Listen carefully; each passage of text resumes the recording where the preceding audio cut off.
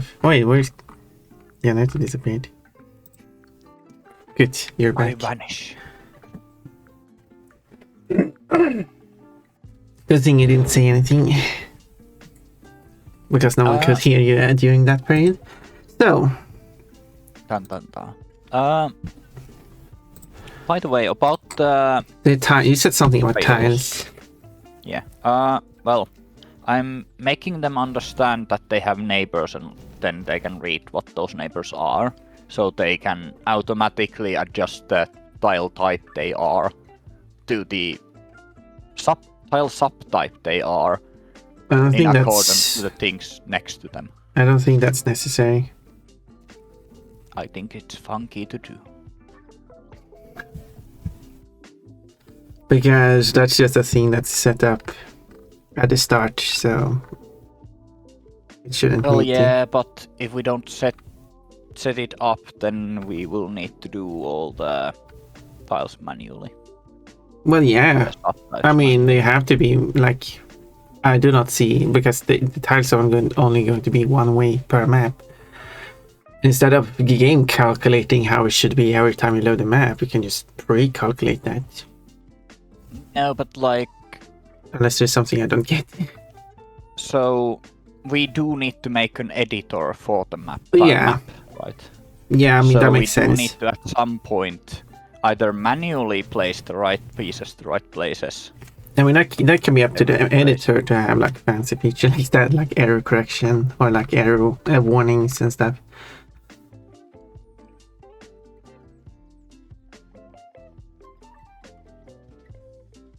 But the actual game doesn't need to adjust for anything, since the tiles...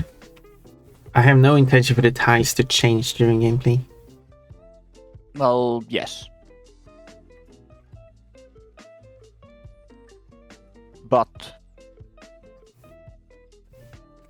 how to put this? Well... this will make making the maps easier for us. And probably faster. And it could also allow the player to make their own maps and save them. And we do need to kind of make and save the maps either way. And we are probably not going to be using the scene system for each map. No, it's going to be programmably generated. Yeah, I see no problem with like, of course, and with an editor you would have it like just do corrections and stuff like that. I was mainly thinking that it would be used for the roads. Well, I don't know what sort of subtitles. Yeah, certainly roads would be very useful to adjust that stuff. Yeah. But yeah, it really depends on how you want to make it, because during like at loading the map as well as playing on the map, they don't need to have any. Well, the loading will just load the predefined list. But yes. But as you say, making a map, that would definitely be a convenience, having it to do a bunch of work for long pair cucumber. Just sort of bring the question that there should then be an editor tile and a normal tile separately. Perhaps. Maybe. I don't know.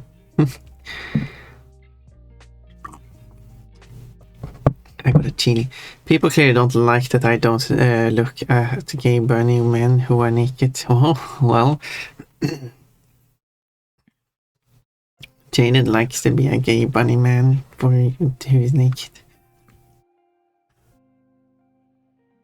Dun, dun, dun. As long as it doesn't harm anyone else. My eyes are not made to look at bunny women in underwear. Well, kind of awkward. I mean, I appreciate you're here, Tricky Box, but kind of awkward to be here, considering I end up in my underwear a lot. ironic, you could say. Yeah, so I made some silly tiles. That is demo tiles. So the tiles will have, like, as I said, which I could think would be interesting to have, like, different heights of the tiles, but not like height difference like in the map, like just the tiles having a, depending on what the vertical appearance differences. Yeah, but like the basically, yeah. Yes, so. But not like any steep, no cliffs or anything like that. Yeah, and they probably won't have a separate hitboxes. Well, I was thinking that it could have like a collision map, because when I made the tiles very quickly, I also made collision boxes, which are much simplified. This was from the inspiration of Spyro. The maps are high detailed, and then they have a low detailed collision map. As it quite often should be.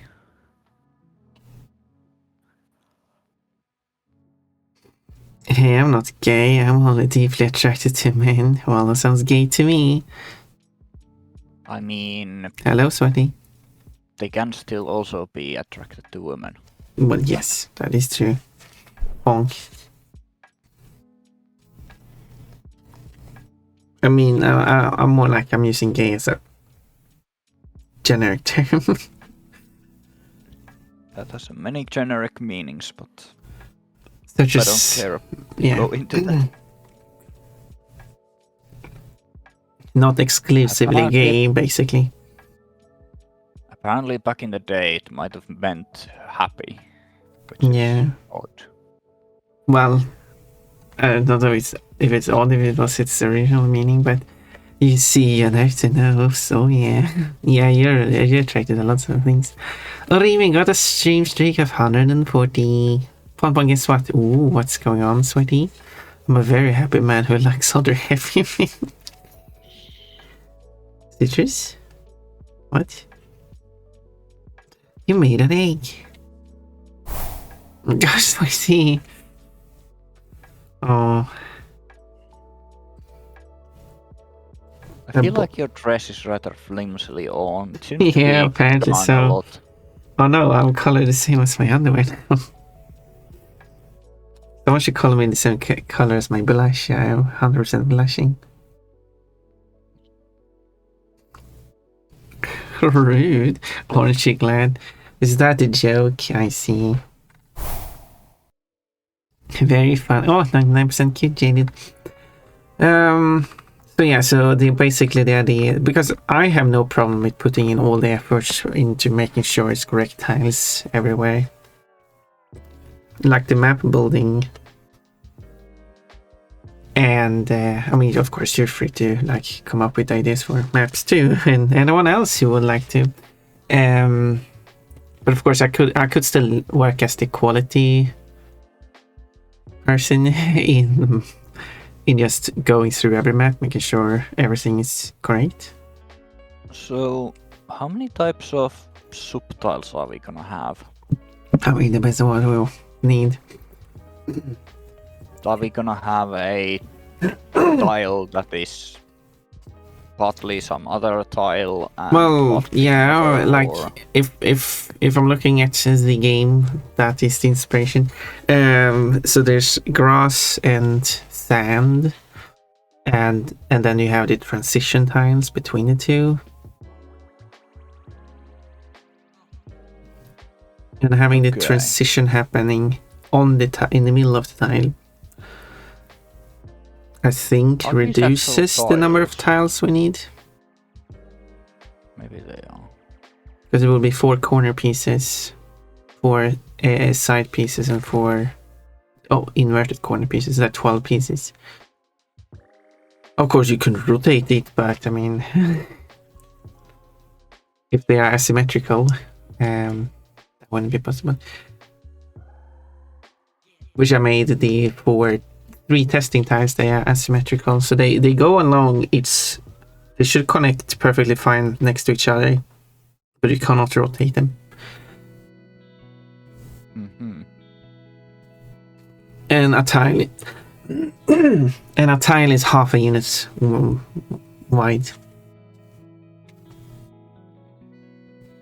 and the vehicle is based on the whole unit. Yeah. Quote, Kafka is going insane about stepping in watching. I don't remember. Oh yeah, because you could. Oh yeah. That was interesting that it's right in daylight now, because I did change that, but I guess it's read the format when I started stream, but I was testing something. Interesting.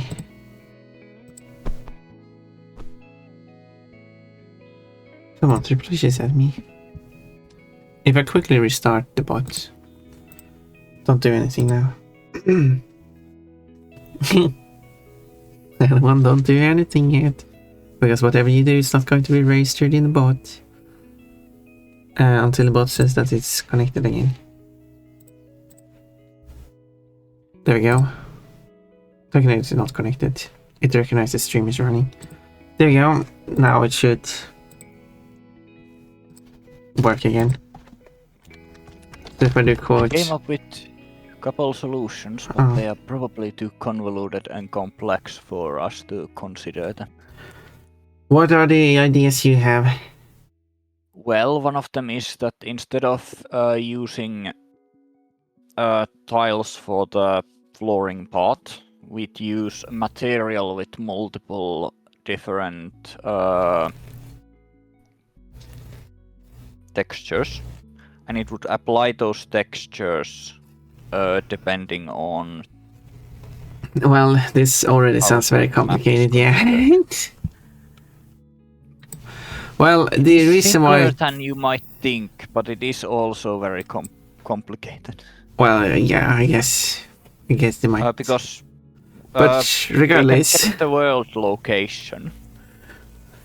I do like the idea of using tiles because one, I like the idea of the aesthetic for the game, since it's based on a game that was already tile based.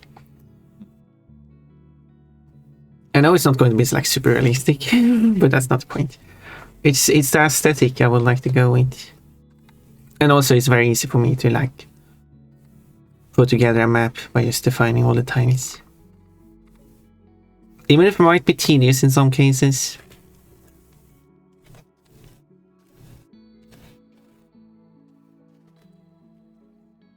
But yeah. I'm probably gonna make the editor at some point. Yes, having an editor makes perfect sense.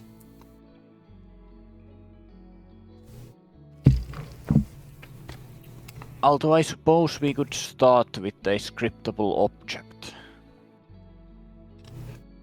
So all I'm thinking is basically when it loads the map, it just loads whatever tile data there is, and as I think the idea was then to have the ground layer, and then I'm still not like 100% sure if the road should be a separate layer on top, because I mean it's going to cover up the whole tile anyways. You're not going to see the tile below.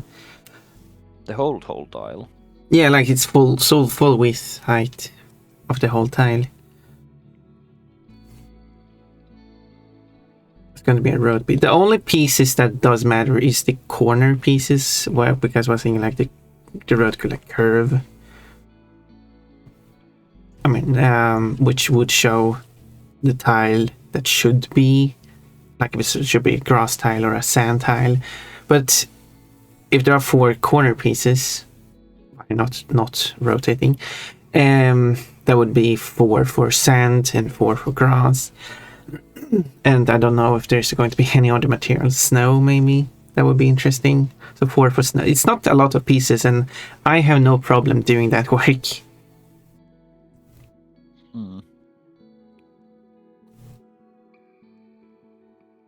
Another game, bunny. So it really would only need to have which tile it is, the ID, basically which ID of the tile it is. Probably a subtype. I mean, I'm not sure if that's fully necessary, really. Because a tile with a subtype is just another tile. Unless you should have like a difference in material, but it's the same mesh. But that could still just be another tile.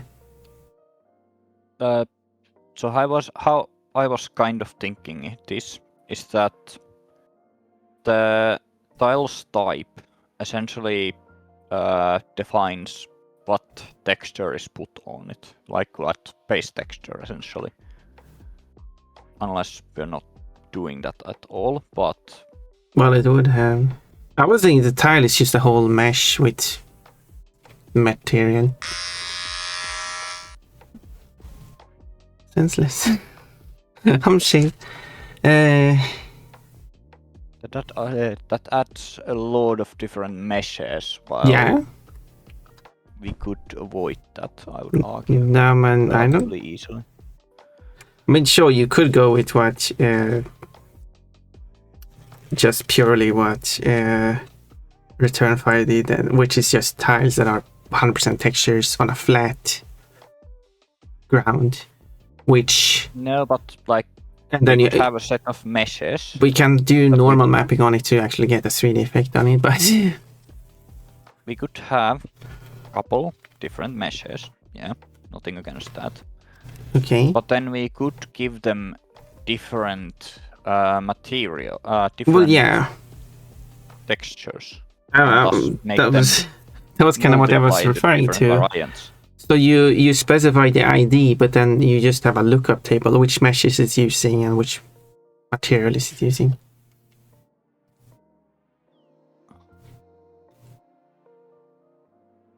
Yeah, that would be the type of the primary type would be what texture it uses as a base essentially. However we execute that. So sand would be the sand tiles. Yeah. Virtue back, yeah, it does do that. Then if we use the editor at some point, the editor would decide which subtype, well, a certain brush mode would make the editor automatically assign the variant of that is used.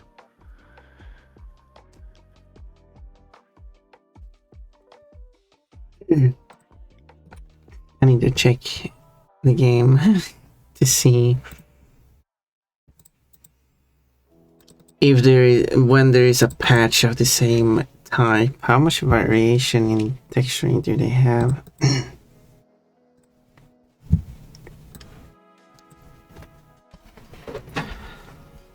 The controller is not working. Yeah. Controller is working. Not showing any of this on the screen. Let's pick the first map. Water edges seem to be rather varied, if nothing else.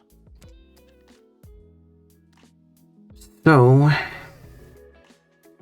start to see. Roads seem very redefined. I would say from the screen. Well, they seem to have some variation. I can show this on screen, I guess. Somehow.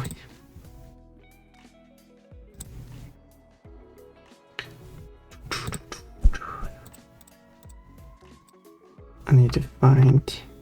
Oh, shared chat began. Whoa. Got to press that. I suppose. Yeah, it happens to me too. Hello everyone on Jannertto's side. Now I can see if you type something. It's just my bot. But now someone can do the bot commands on your side on through my side. Stupid. But only the quote command, because I don't think you've set anything up. That do be the case. But anyway, here is the game. Still image of the game, and here we got some sand. I should set it to there.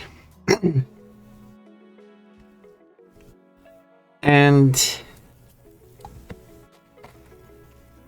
it is a very repeated texture.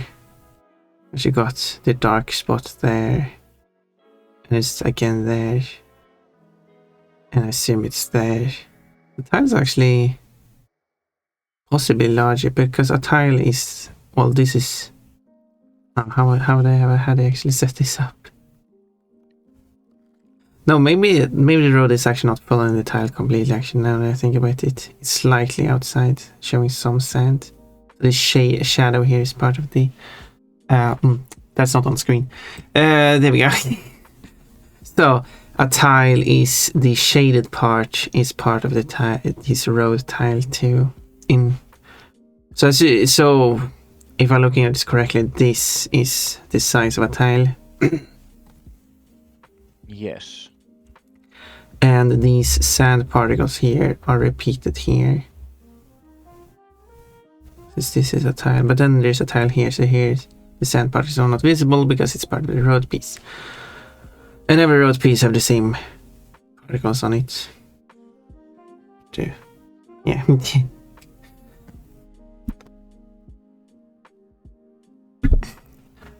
So like, yeah, so this game, as far as I can tell, does not have any variation when it comes to the sand, except like, sure, they have these 4 tiles creating this thing here.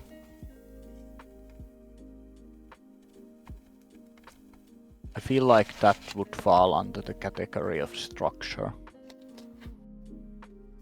Well, it's supposed to be like a indentation, so not a structure. Well, yeah, but unless it's a hill, but because they made it dark, I assume it's going down. Yeah, I guess.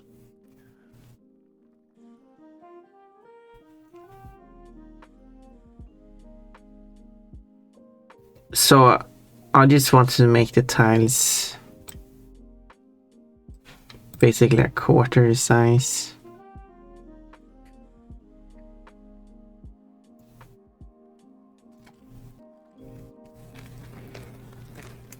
Which gives more control. I'm kind of just wondering if the I don't see the problem with having the same tiles being repeated. Because that's what this game is doing. I just don't want to like, yeah. A mesh with a material, and it just tiles the mesh. Basically.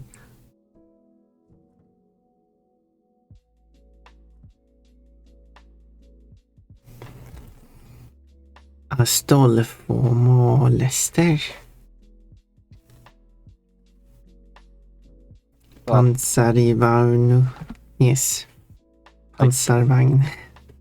Don't really see the reason to have all the meshes tied to one specific material. I didn't say that's. I even did say otherwise. As I say, an ID. You have an ID number and a lookup table. Yes. The lookup table states which mesh and material to use. Because there will be a lot of materials that does not make sense on meshes. Well, like most of them will not make sense to combine. So only a certain, so meshes can have multiple materials to pick from, but they only have a certain number to pick from. And that's managed by the ID number. Sure, you could specify both, but that's much more data to specify for a map. It's much more compressed to just have an ID.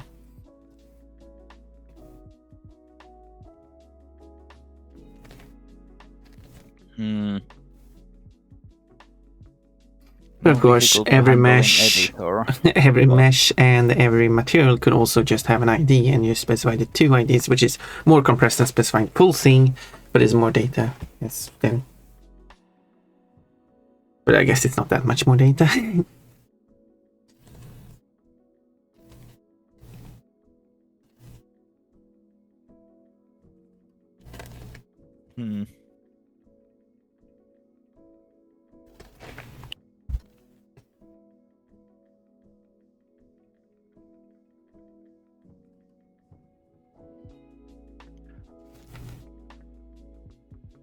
And what sort of meshes do you imagine making that don't make sense with other textures? Well, I mean, I wanted the way the mesh would look like for sand, I would construct differently from snow and from grass. Oh, passes. And all of them would have one mesh each. Well, yeah, no, that wouldn't. The transitions would, like, because I was thinking like they could have, well, different appearances. So they will have the transition tiles, which I guess would therefore use 2 materials for each side. Yeah.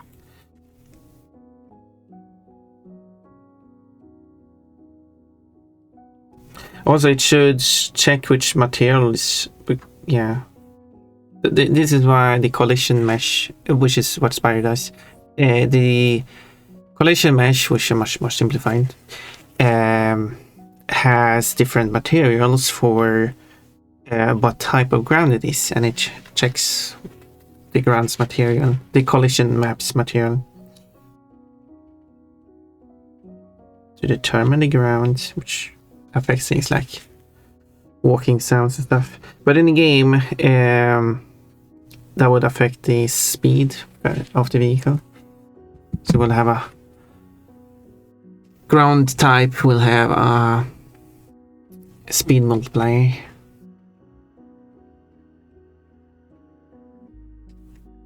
Acceleration multiplier.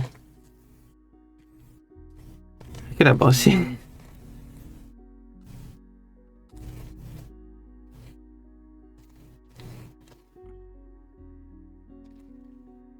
And a top speed multiplier as well. Then know what sort of ground it is actually on. So if we were to go with a simplified collision mesh for the tile that matches the height it has, so the character can adjust to it, it can check what the material of that collision map it is, which is how Spire is doing. But I think, well, yeah. Can you repeat? So can you repeat what you said? The tile is a detailed mesh with a simplified collision mesh. The collision mesh has different materials depending on which ground type it is, and the player checks the collision mesh ground material to determine what it stands on. Yeah. Sounds good. Unity does have a thing called physics material, but it cannot increase the acceleration unless we... I mean, we only need to check what material it is, and then we have a lookup table. Yeah. So we define what collision materials we have: grass, sand, water, snow, asphalt. Yes. Yeah.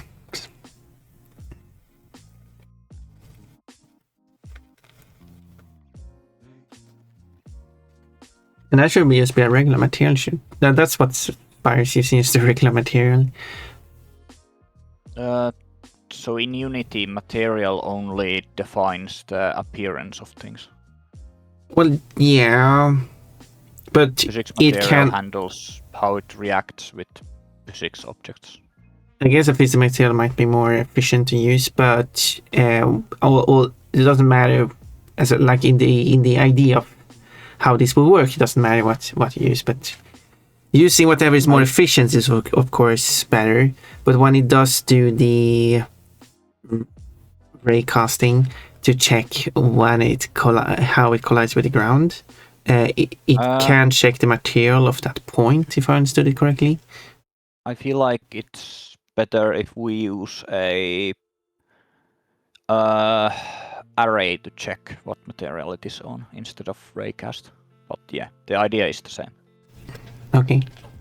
So the player character looks at its own world location, compares that to the tile maps tile of that location, and then reads. Because the idea was to have a system that adjusts. Because I was thinking, I don't know if this is silly or too complex, to have a point, the 4 points in the corners of the vehicle that checks the height of the ground, so it can adjust itself, so it stands on top of it. Oh. And because it's doing that already, which I think I mentioned that last week, or because it's doing that already with the raycasting to measure the height of the ground, if I'm not wrong, you could also check which material it's at the same time. You could.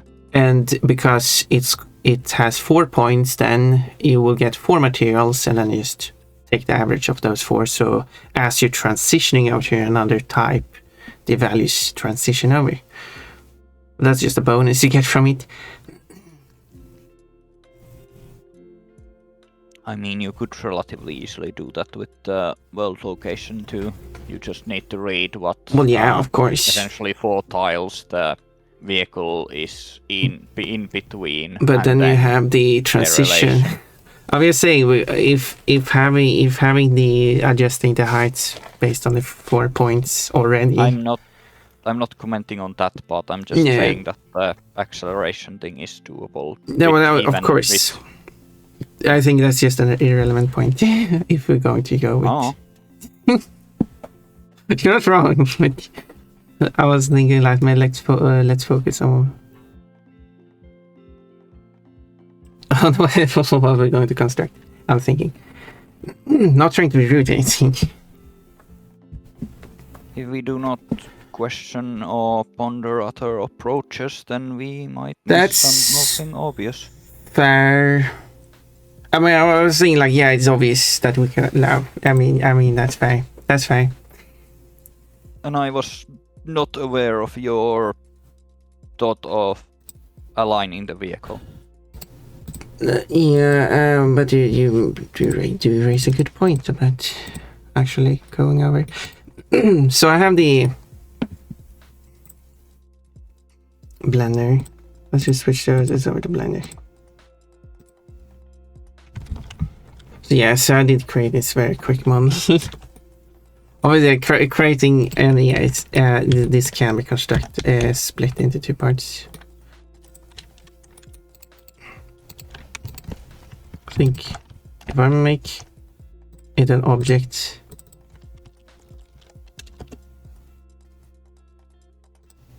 so the tank has a turret. Yeah.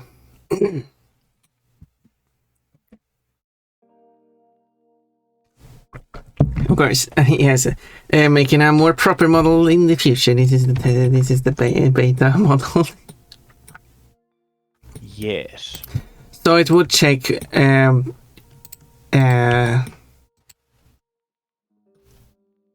wonder if I wanted to check these outer points. So these 4 points.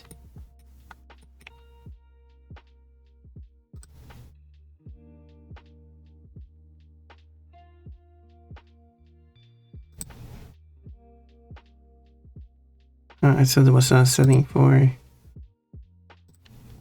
size of points, but I guess actually,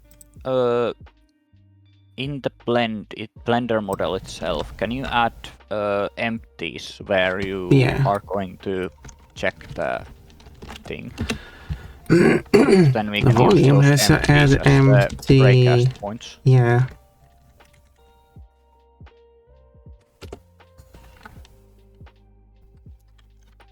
This should be an empty.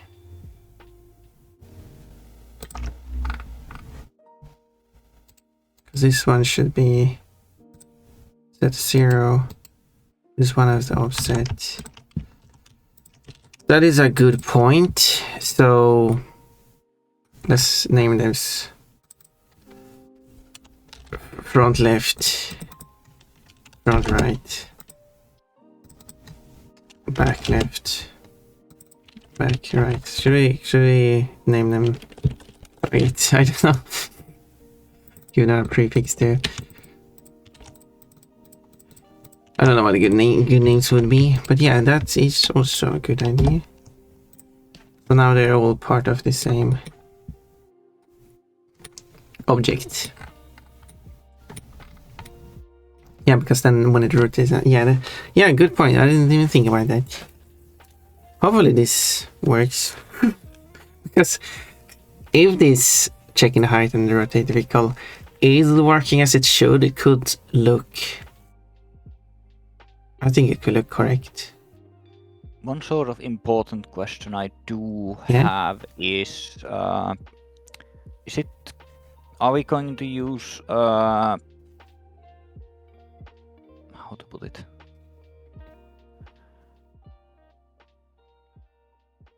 How are we gonna make it so that the tank fires to what direction you are firing and not, how to put it, if the tank is angled? Yeah, well, do we have a separate logic, or I mean, can't you just that defines where the shell actually? Can't you just put a target? Yeah.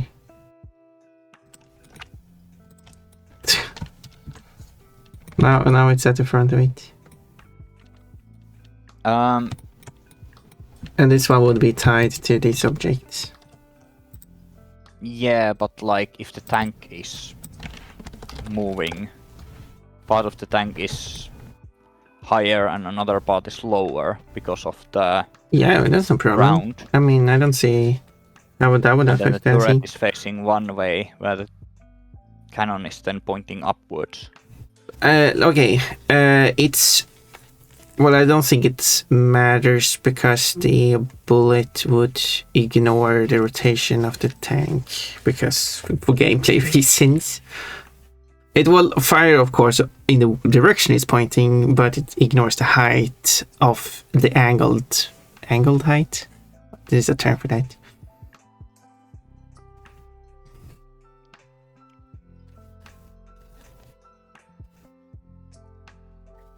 So it wouldn't have like a huge difference. Like it's a 2D game, essentially. So it would treat it as a 2D game, yeah. And sure, it's simpler to not have the rotation of the tank, I guess. Just to keep everything flat. But I think it looks weird at the same time, though. I don't know. Or maybe we just ignore the whole mesh-based ground and just do everything flat. Maybe we start with that and see where we go after it. Maybe. That's not a bad idea. And also, I think I mentioned, and I think might work also with this, is that if we have the actual player character, the vehicle, like physics and whatnots, calculated and treated like they are a 2D character without a complicated landscape. But then we have the model react to the land variables. There was the yes. Yeah.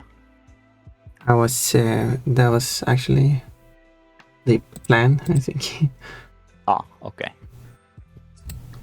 Since we talked about that. Skipped it or was not informed of this. No, you brought that up last time. I did, but And I think that's a good idea. I have not heard of the adjusting to the terrain thing, because I don't think we even thought. No, I thought that was the point of having the character ignore the terrain. That does make but sense. The mesh follows the terrain, but that's not the player. That does make sense, yeah.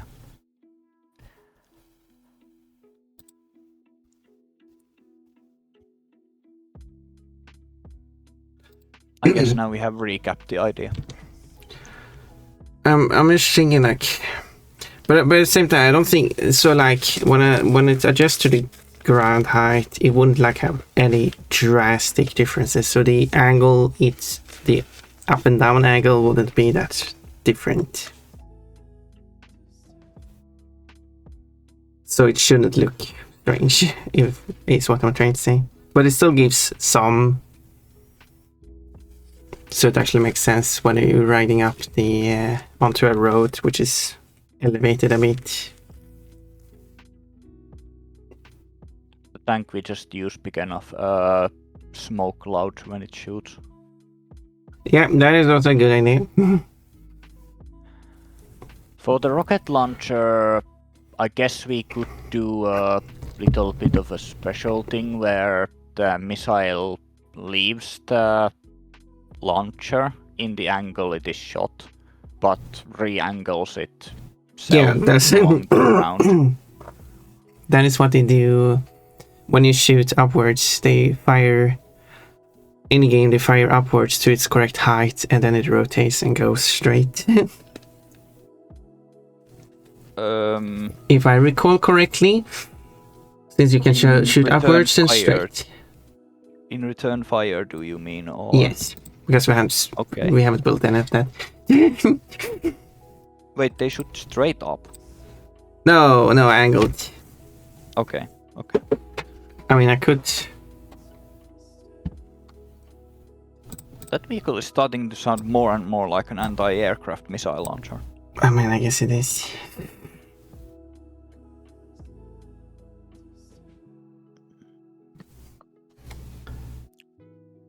So if I were to go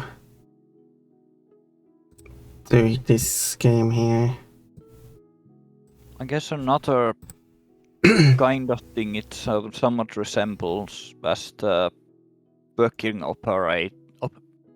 it works is something like. So if you shoot forward, it does have these 3 different angles, depending on which one it fires. So if I place it like here, these 2 should not hit a tree. Okay, none of them did. Okay, but okay, the first one still don't hit. Okay, this one won't hit, but the first one does hit. So it does a slight offset. But yeah, but when you shoot upwards, they go up to their desired height, and then they start moving forward. The missile slowly rotates forward, but not as fast. But the actual missile, the trajectory changes instantly. I'm always pressing the wrong button. I don't like the default controls in this game. I need better controls. I guess with that we could have the. And this one does the same thing.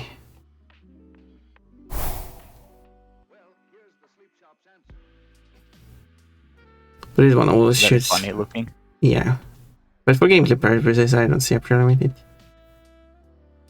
This bit derpy looking could be interpreted as a problem, but yeah.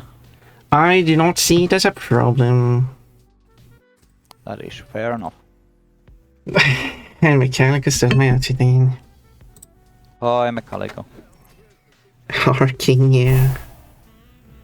So, if we have the actual game character, or the ghost game character, the operational game character, Yeah. shoot a projectile in one of different heights, and then the projectile shot will actually catch up to that projectile and then copy its movement path when it does. I'm not sure if I can understood that whole thing. That sounded weird. We have the tank's barrel fire out a projectile. The FOMO projectile, the projectile's effect, if you will. The visible projectile. Whereas the tank that is the game character we actually control, and that handles the logics and whatnot, shoots a projectile either on the ground level or on the higher trajectory. And then the shot projectile will like fly into the projectile shot and then continues with it. When it creates a projectile, the projectile itself could have an offset applied to it. And as it flies, it reduces the offset down to 0.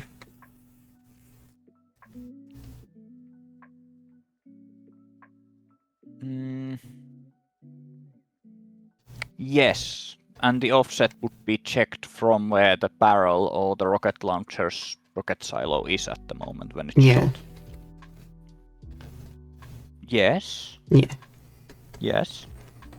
Seems reasonable. Yes. And when their horizontal speed is the same, they just need to vertically adjust themselves back into the 0 position. Yeah, someone should write this down.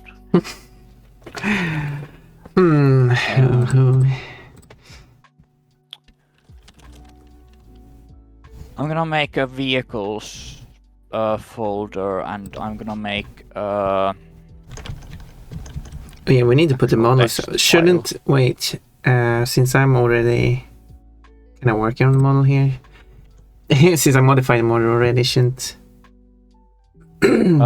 I'm putting it in the script folder into a different. Or It almost feels like the vehicle control script should be part of the vehicles. This returns to back what we spoke about last time. Yeah. At the very end. Hello, Portugal. So, the vehicle controls are a interface between the selected active vehicle and the keyboard. The selected vehicle has things like movement speeds that are defined in a separate prefab. Yeah. Health, movement speeds. The vehicle control should just provide. Projectile comes from what sort of projectiles it handles. Can you repeat? So the vehicle controls is just going to send the inputs or something? Yeah. And not the actual calculations? That would be preferable. Well, I did the calculations there, but I guess they can just move them away. Or we can take the vehicle's variables into your script, however way you want to do it. Yeah, I mean, yeah. For example, the helicopter probably isn't gonna care about what the ground is like, so... Yeah, that's just an ignore part, segment. Yeah, but it is still a variable that needs to be defined in the vehicle. Yeah. Yeah. And this is why we want a separate script for the vehicle to hold its thingy-magics. Well, Reload speed probably being one of them, for example.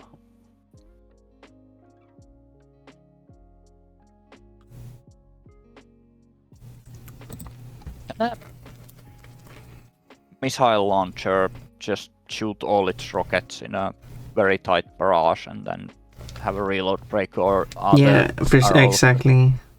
Okay.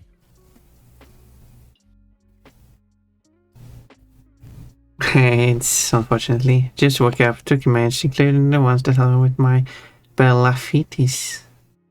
Feeling much better today and slept comfy. I don't know what Bellafitis is.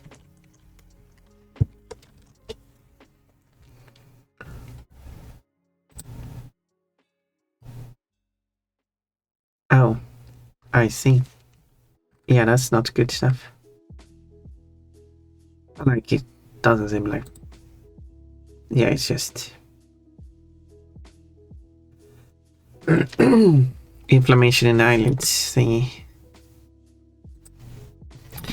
But yes, good that you have something to resolve that issue, and I hope it's getting better. So yeah, so got basically the script here that handles the accelerating, brake, rotating. Got a complicated code for the driving part of it. But yeah, so the opposite direction I act as braking. When you go when you go in one direction and press the other, it will act as braking. And then yeah, I also have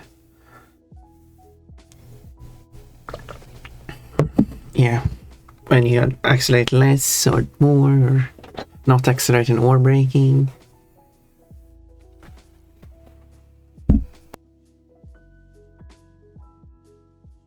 A bunch of stuff like that.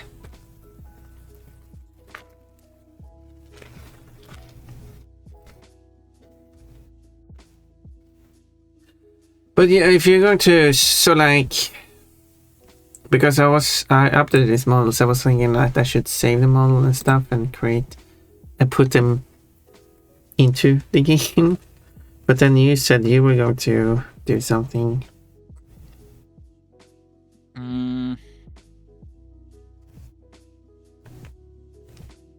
I was sort of wishing to do something, but I guess we never really... I don't think we ever came to a real consensus on what we were gonna do. Besides... Well, I could save the vehicle, export it, add it to the project. I mean, it's already in the project. Add it to the engine. Import it to a designated folder where it belongs. I mean, it could have been there from the beginning, just... I'm sure, like in as an asset. We could you work with them as exported and imported assets. That would teach you one part of Unity's workflow.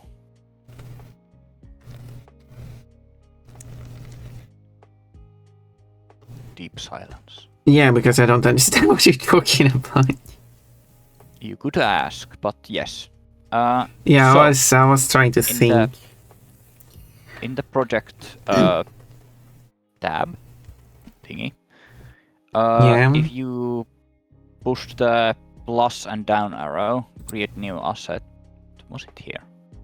Yeah, there's a long list of a bunch of assets. That's not it. Right click on one of anywhere in the assets section. There's export as asset package and import package. Yeah, that is true. Yes, so those are the things I'm speaking about.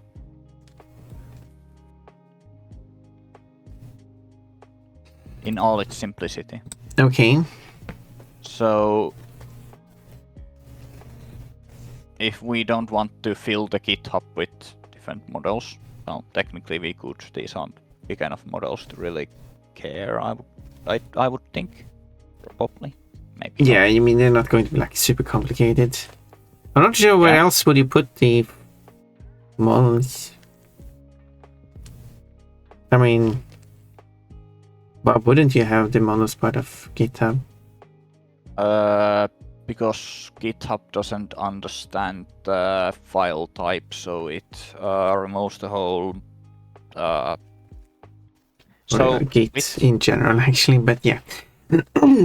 Yes, with normal, like with text files or expanded variants of text files, it can make changes into them. But with blend files and FBX files, it just looks at, okay, this has been changed. So we kick the last one out and in comes the new one wholesale. Okay, yeah. Yeah, that's kind of the issue. I don't see the issue though. It creates a lot of memory, like unnecessary used memory, unless we manually delete the old variants from Git constantly. Because I'm thinking like having backups of the files you can seems reasonable. Yes, but maybe we don't need the old backups and we don't need every backup variant.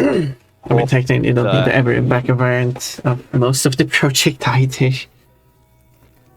But like, if you update a new variant into Git, it still remembers the old variant. Yeah. It is still in there, unless we delete it.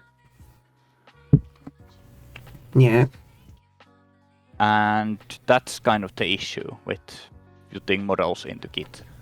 It doesn't. So yeah, so as far as I understood, when it comes to changes of plain text files, it can do the historic versions of it much more efficient. Yes. Which doesn't take much space. But for types it doesn't understand it therefore makes a backup of the whole model, which takes up much more space. Yeah. But if you can clear the history anyway, and you should be able to remove it, though I have not done it ever. Okay, because I was thinking that means that the Git will increase in size over time anyway, and if you have like changes that are over a year old, even if it's just text files, do you need to keep that?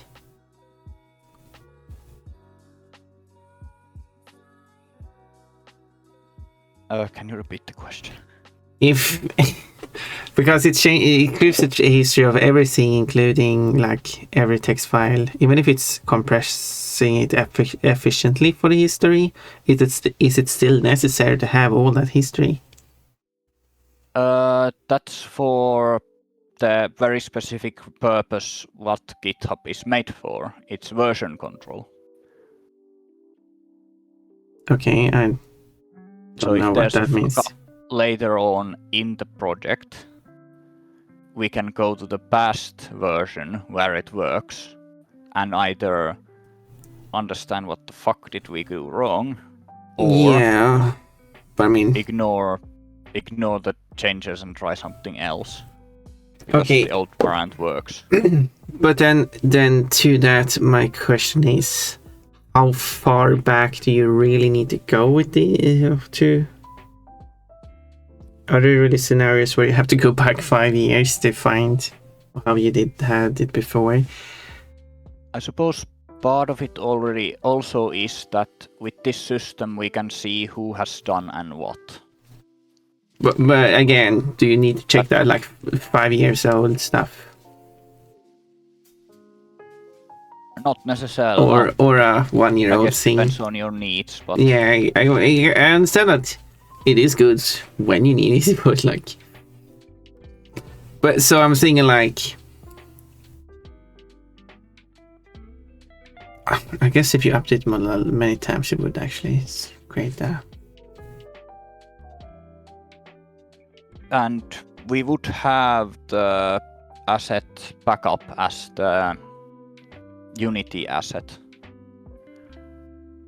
that we could then import and export, but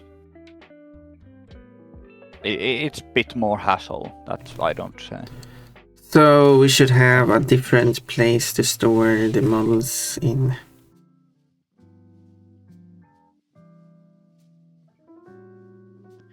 That, or we could technically have a... I mean, guess we could technically have a branch that we never do anything but amend. Huh. Guess that would work. I'm trying. Oh, that sounds complicated to me. So I don't really fully amending understand how Git works anyway already, and as I try to do stuff, I seems to mess things up. What have you messed up? I don't know. haven't It just feels like it's messed up. No, I mean, I had an issue before where it stated that my local was ahead of the that's GitHub. not an issue. That's not an issue. That has a very specific meaning. It's not an issue, it's a thing. Well, the issue was so. that they were in sync in what files existed. But it considered my local to be ahead because it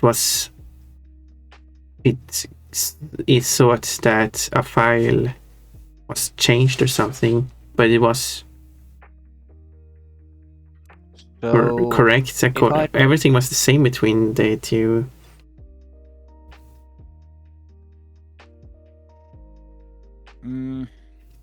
So I just...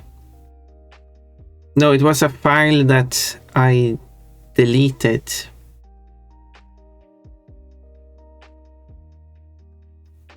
So yeah, so the file I deleted.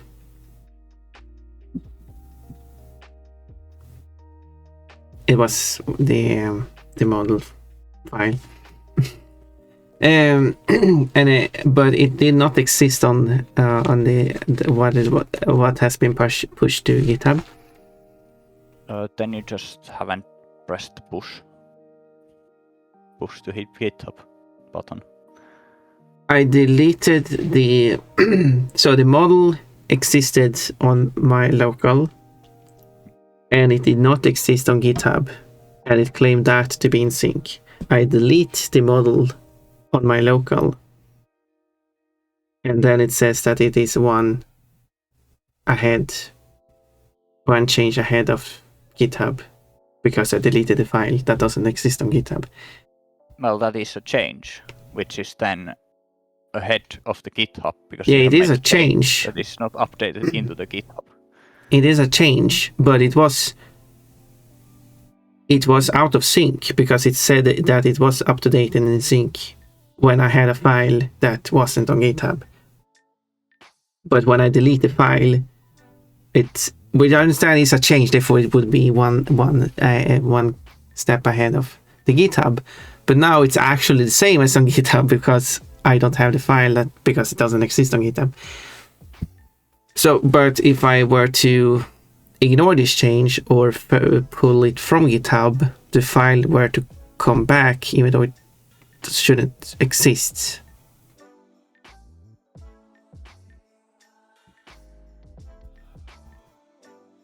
Because it didn't exist on GitHub.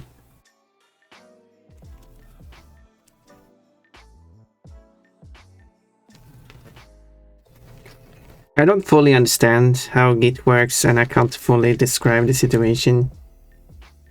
So, since you were ahead, so did it say you were ahead before you deleted the file or only after you deleted the file? After deleting it. Well, that is correct, but... So I do understand it's saying that I would be ahead after making a change because I made that change by deleting the file. But I deleted the file because it existed locally, but it did not exist on GitHub. I cannot push to GitHub to get the file to GitHub because that's not a change. Because if I don't delete the file, there's no change. The local changes. What? Did you commit the change?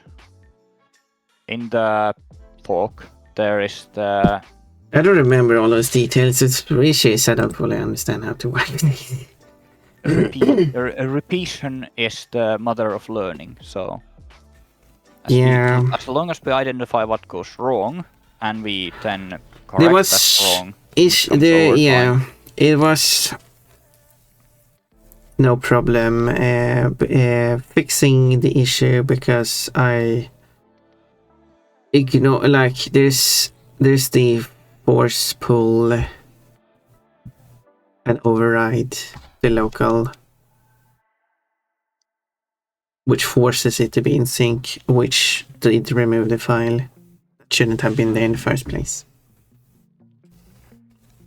And because I could force pull, not just a regular pull, and overwrite the current situation, and then the file is appeared, and now it's actually truly in sync, that means that it went out of sync for some reason. The only thing that comes to my mind, beyond, of course, bugs, is that you didn't commit the local change.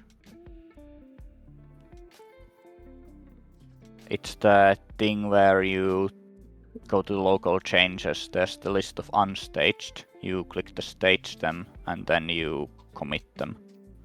But... yeah, but if I make a change, yeah, and I don't commit it, or I commit it, I think this shouldn't matter in both situations here, in my example. I do not push, but I pull, shouldn't all my changes disappear? It does not interact with local changes, no. Well, okay, the changes remain. Yeah, the unstaged stuff will the remain. Unstaged, yeah.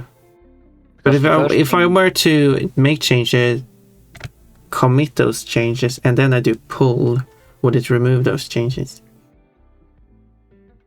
No, because the Git should have all those changes, unless you do it before it has updated it there. But even then, yeah, I don't fully understand this whole system.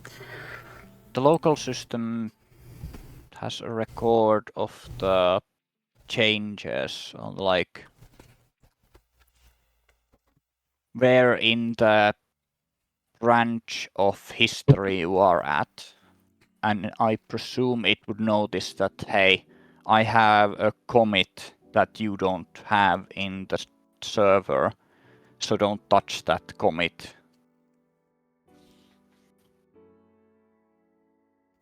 Yes, probably.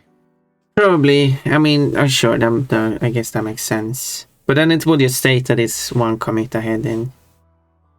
So if you're one commit ahead, you haven't probably pushed it. Yeah, but no, nice, yes. Because that makes sense. That makes sense, but the situation did not make sense. Because the change I made make them the same. And if I don't make the change, they are different. And when they are different, it says it's sync and up to date. And it's not ahead. But when I make the change to make them the same, then it claims that it's ahead. I mean, sure, I could just have committed and pushed it, and it would be the same, but that's just another push. Your presence here is appreciated. But yeah, I don't know. That's a problem, I don't know. Could be some other details I was not understanding at the point. But well, in that case, should we just put the models somewhere else then? We can do that, or we can not do that. Up to you. If you want to learn something about Unity's how to put it, workflow, then we can hold them somewhere else. Yeah, I mean, it seems reasonable when making more complicated stuff that requires more stuff and so on. If it's not meant to be in Git, which seems like something it should have a good system for. Because having backups of all types of files seems like a reasonable thing to have. Well, that's the thing. Git isn't a backup system. It's used as a version backup control. Yeah, but it's kind of used as a. It works as a backup system. Yeah. Yes. Yeah, and that's the problem. It works as a backup system, therefore it's used as a backup system. Therefore, people want to use it as a backup system. it's not meant for non-code, essentially. This is the coder's environment, thus it is built for coders. And as such, it doesn't really care overly much for file structures that don't support coding.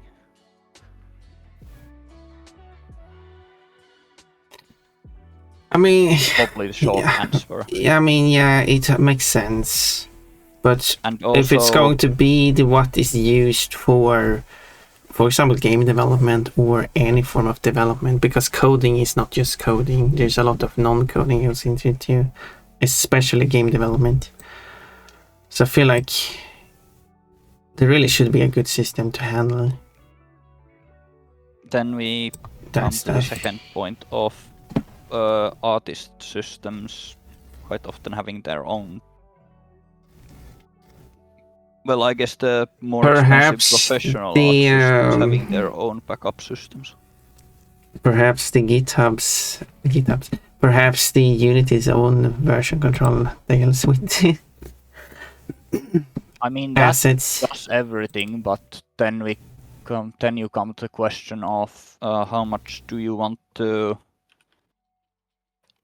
weigh on the system, essentially. Yeah, that's a different point. So I'm not suggesting using it. I'm just saying that that's yeah.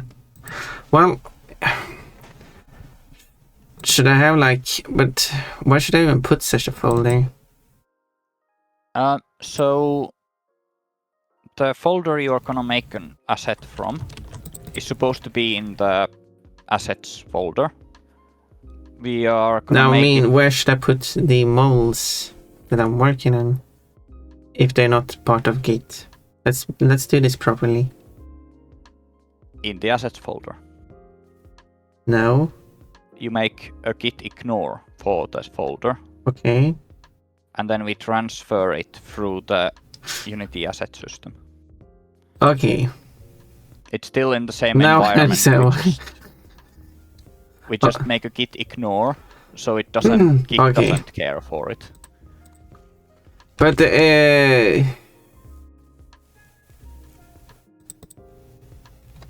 because locally you can find a lot of use from those. Okay, then the question is, should we have? I'm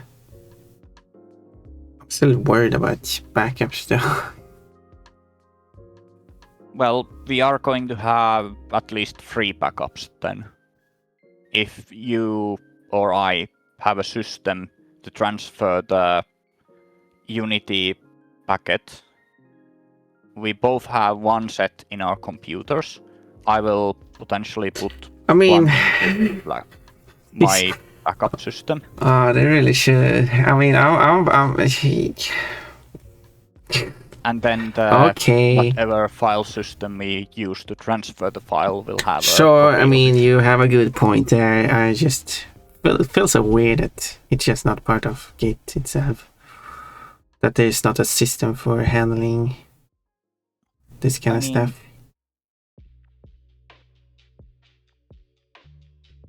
I guess it might have to do with the case that with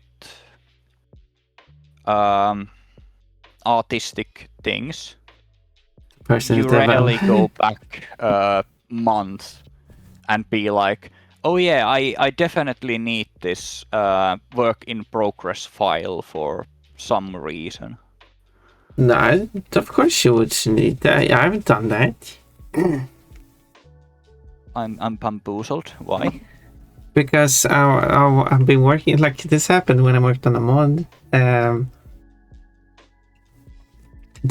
I created some assets, and then so I create a base asset, and then I manipulate it to place it on a model, and then when I'm done with the base asset, I delete it because it takes space. I could just keep it, but I delete it because I'm done with it. I'm not going to use it anymore.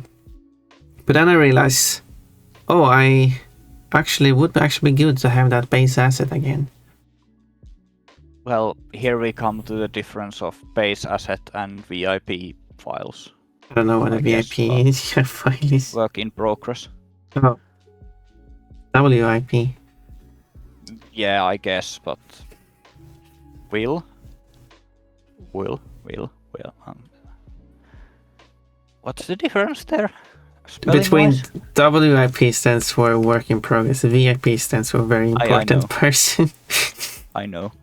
But I understand what you mean. Because... I know that difference. I'm just confused. How do you spell them? Say them differently. Well, I guess if you're speaking Finnish or Swedish, you wouldn't make a distinction. Yeah. We speaking English made me think too much in English. If you had said that in Swedish, it wouldn't probably not. That would probably not be. I would probably understood it first. I was confused first. Anyway, so where should I create a folder in Google Drive then? You could name it. You would probably want the project for name first. Should I add like assets? You probably want a work in progress folder, and then you would probably want a folder for the specific asset that we are essentially gonna be drawing back and forth. Well, so do you want work in progress and done folders, done whatever you want to call it? So first and then the type of asset after it, or do you want the type of asset first and then work in progress within it? That I suppose whichever works for you better, because this is going to be purely a local thing, so it's only gonna need to serve your personal approach. Because I was thinking like if we put first off, what service do we use to share the files? That is a good question. I was thinking of Mega, but unless you have some reason not to. Is there a reason for why you would choose that? Just curious. I have used it before and it's free. Okay, fair enough. How much storage is there? I don't remember, but it's enough for stuff. Well, I will create an account and can I create an account? It doesn't. My name is Ponpon. My last name is Dream Bunny. Apparently 20 gigabytes. Okay. I'll use this password. I said that if I lose my password, I may lose my data. That doesn't make sense. They don't have any wait. Don't they have... That's not how it works in other places. So if you... Okay, that's a problem. Two-factor authentication, that's not going to work. No. Okay, this is an issue. I do not understand that. Because most platform has a password, you like create a new password system. The second option is Google Drive, which actually has its own issue, because if you change your phone number, you will also can lose access to your Google account, which also is not a good thing. But of course, you can just create a new account and then you can just take like as long as one person has access to the folder, they can just make a copy to their own account and become the owner, and then invite everyone. So that's not a problem. But if I set the folder to share, then I guess anyone. There is a forgot password thing. I guess that would work for Mega too. So I create the account. What are you talking about? There is a forgot password option in the login. Okay, then I do not understand. It says I understand if I lose my password, I may lose my data. So is there okay? So there is a thing they have encryption. Okay, they say may.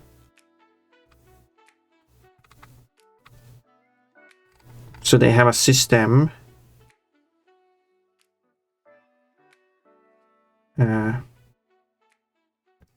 have a system, yes. Where you can password protect your files in such a way that if you must have your password as a decryption key, otherwise you cannot access it anymore. Yes, and that also works if you share the file. The recipient needs to have the decryption thing. That doesn't seem like super safe. I mean it's safe in one's. I mean it doesn't serve a purpose and dangers others. It feels weird to have it as. Yeah, it feels weird that this should be a point on the sign-up page. Shouldn't that be more of a, hey, do you want to use this feature? Okay, let's just give you this warning first. Otherwise, they just presented it as, oh, well, there's a high risk that you will lose your file if you use Mega. That's my interpretation of this. I feel like this might be that American thing where the consumer needs to be warned about everything, otherwise they will. Maybe. I haven't read and understood any Mega's terms of. What is the terms of service? Who owns the data? Let's have a quick look at that. When you upload a file, it's already encrypted on your device, so we do not and cannot know what it contains. We generate and store encrypted previews of images, blah blah blah. We get a small amount of metadata about the file. But that does not disclose the content. Audio files remain encrypted at all times when they are on our system. Okay. So meaning that they do not have any idea what the content is, according to them.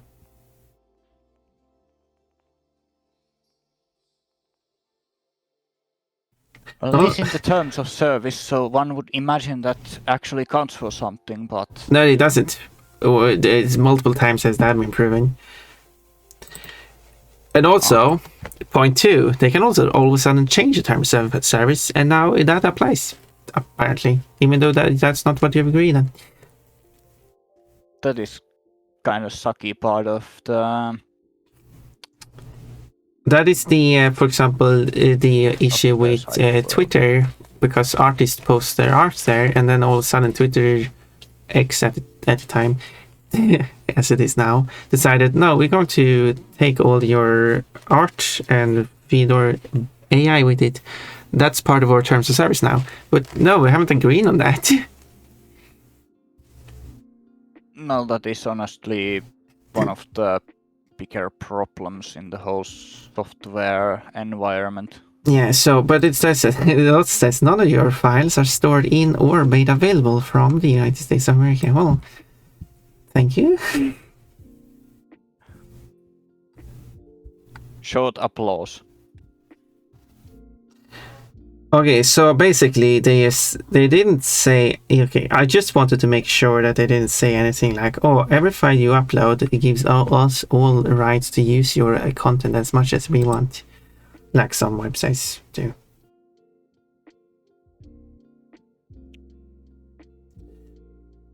So yeah, but because they're supposedly being encrypted in such a way that they are not able to access the content, which I'm not really sure how that even works. Because it's encrypted through their service.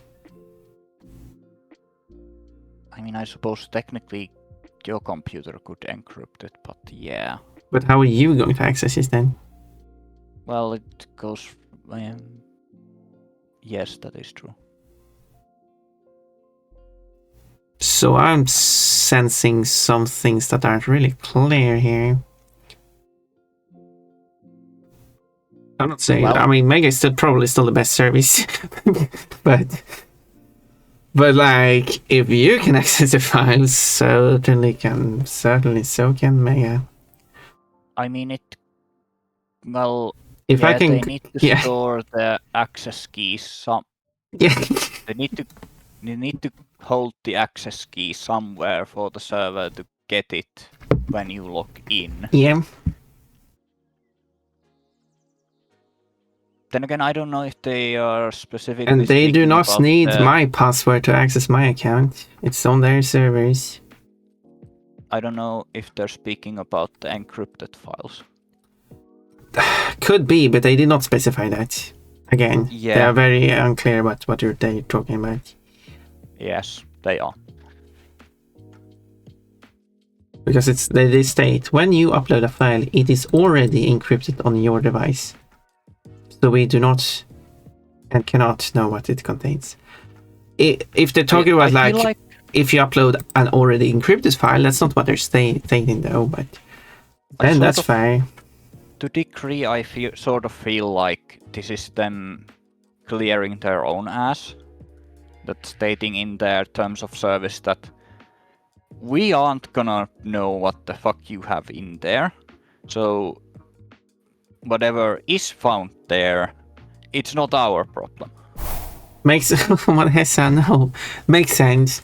Because I do like the honesty of other websites, such as, I don't know which one it was, but it said that when you send a private message to someone, they stated like, we can access all the private messages. We're not going to look, but I mean, we still have access, yes, you know. And that's good, honest. Like, I understand that they're not bothering looking, because why would they spend time looking through your personal messages? But they could, so... So don't send anything too personal. I mean, only way for them to not know would be for you to have some encryption code that you need to set up on your account separately on each device. Yeah, so I mean, yeah. But anyway, yeah, I do not see any issues with using Mega. It's just a bit confusing with terms and service. As long as they know. The flip side of that would be that the recipient of your messages should also have their decryption key. So. Let's see. Here's the important part then. You warrant that you own or are authorized to use the intellectual property in any data you store on, use, download, blah blah blah blah blah, or else make available from our systems, services, blah. So which, yes, are the assets we are creating and making available for ourselves and each other.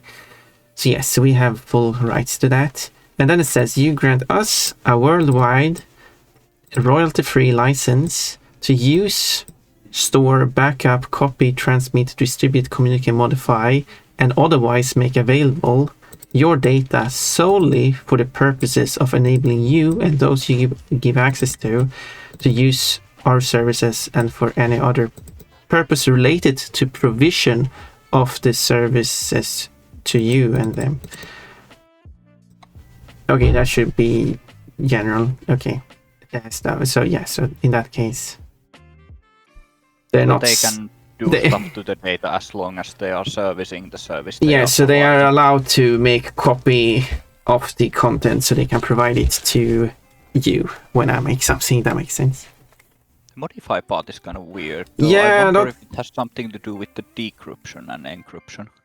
It could be if they want to convert it to a different format. I think they're also allowing you to like compress the files when you download them. Yeah, that might actually, yeah. That would be a modification. It, yeah. But anyway, But anyway, they do state everything is about for me and you. It's not for them or any of the third parties. I wasn't really sure where they were going here when I went to. Because they say solely for the purpose of enabling you and those you give access to use our services. Makes perfect sense. And then they continue with and for any other purpose. Oh, where are we going now? Related to provision, which is a very fancy word, which I actually don't understand. But it doesn't matter because it says of the service to you and them, which are the ones who I give access to. That makes sense. So then that's good. If it's a like to Mega and third party service, no. Okay, it's all good. Nice. I think I can agree into those terms of services. I think. Now I know the terms of services. Thank you, Bon.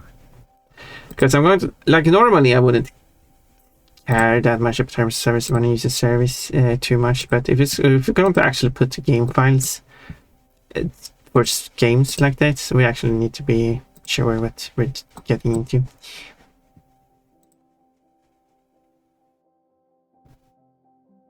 I haven't really used it for anything important. I have shared couple books for my players. Mega uses zero knowledge encryption to keep your data private. Not even we can access your password. But you gave me the key.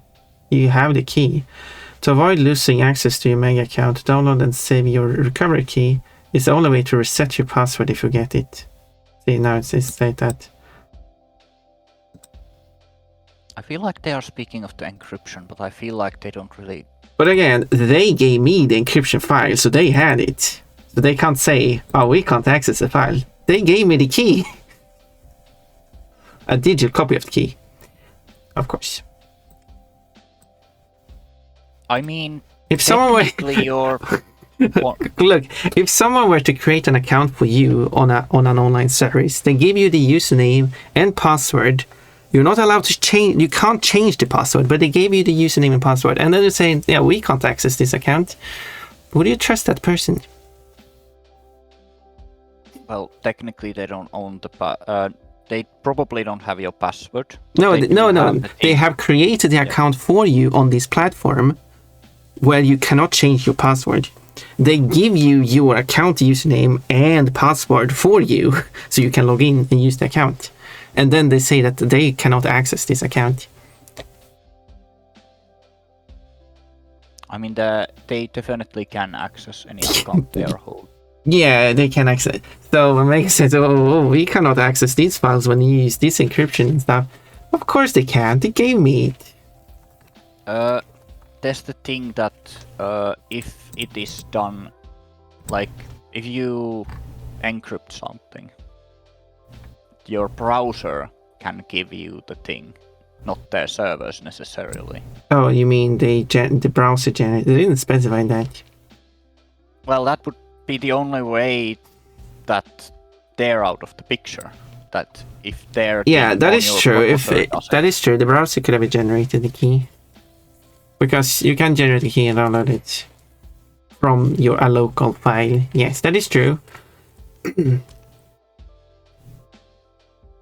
They should have specified that. I feel like the general user would need too much explaining to actually understand /care. I guess so. Like I did put together an HTML file where you insert like your name and birth date and stuff, and from that it generated like those online things where you which birthday did you have and birth months and this gives you a unique name. I made an HTML file for that generates it locally. So it's because nothing is sent to any server. So you can still do stuff like that locally. And then people were still doubting, like, oh, isn't it sending? No, it doesn't send anything. But I can understand why people would be skeptic. So let's see, free core features, one user. So I guess this account is only allowed to be used by one user. 20 gigabyte storage, limited transfer, whatever that means. So you can only download a certain amount of data per day. Okay, that's fair, I guess. And I think the speed is also limited. But share files and folders with zero knowledge encrypted links.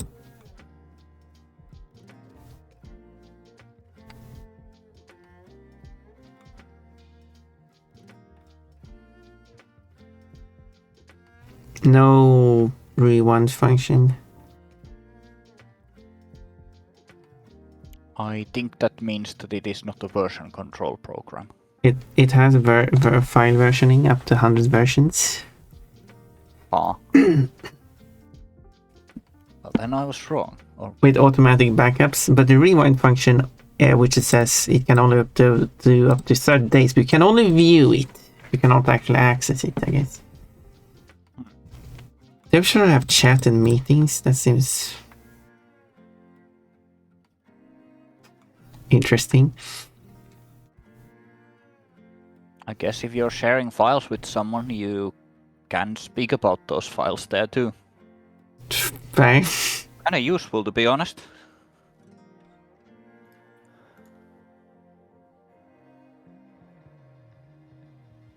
Support, basic support. Well.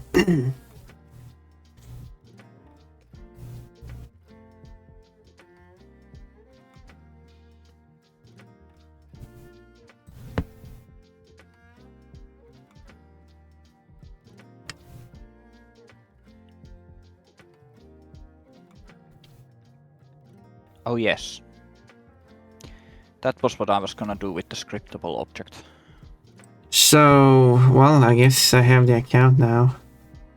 So I create a folder then.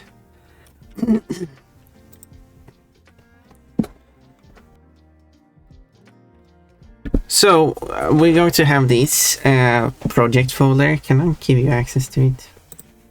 You should be able to, yeah. Let's see how I do that. Share link, share folder. Yes, share folder is the option. Oh yeah. Share folder, yeah. Can view and add files, can view and add and delete files, and manage the folder description and tags. Should you have full access, or should you have limited access? I guess because I can use the same thing to send updates to your way, if and when and if I make them. So maybe both ways is better. Yeah, I mean, yeah, makes sense. Don't need to add your account then, whatever that is.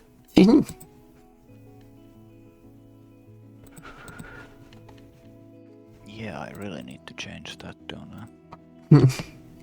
Gotta have your professional account now.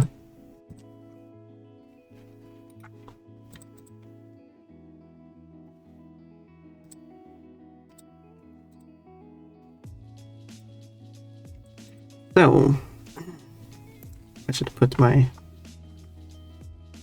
Pon profile picture. I need to deal with my Mega account at some other time so I don't accidentally flash it or something to the stream. Okay, so I can chat to you later then. Yeah. Well then, let's create. So I have the folder. How do we do? So I create. It seems reasonable to first have a folder for what kind of asset type it is. Instead of having work in progress first. So yeah. So the work in progress would be essentially only for files where you work with the files. So. But wouldn't that apply to every file? The primary thing is that when you make the shareable asset folder, that should essentially be named and treated like one full asset package. Pon profile picture, exactly. They legally can't, but they can, but not legally according to those TIs. But yeah, I'm not really following, but how I'm trying. Essentially, Tuke is saying that according to their No, I own, understand what Tugebox says. I didn't understand what you said. Ah, fair enough. I didn't make that clear. So I have a folder. Okay. You have what I really need to have clarified here. So we have the folder on the back on the online server, which I will share with you. That needs to have the assets organized in any way. And then we're going to have the files locally too, which are also going to be organized in some way.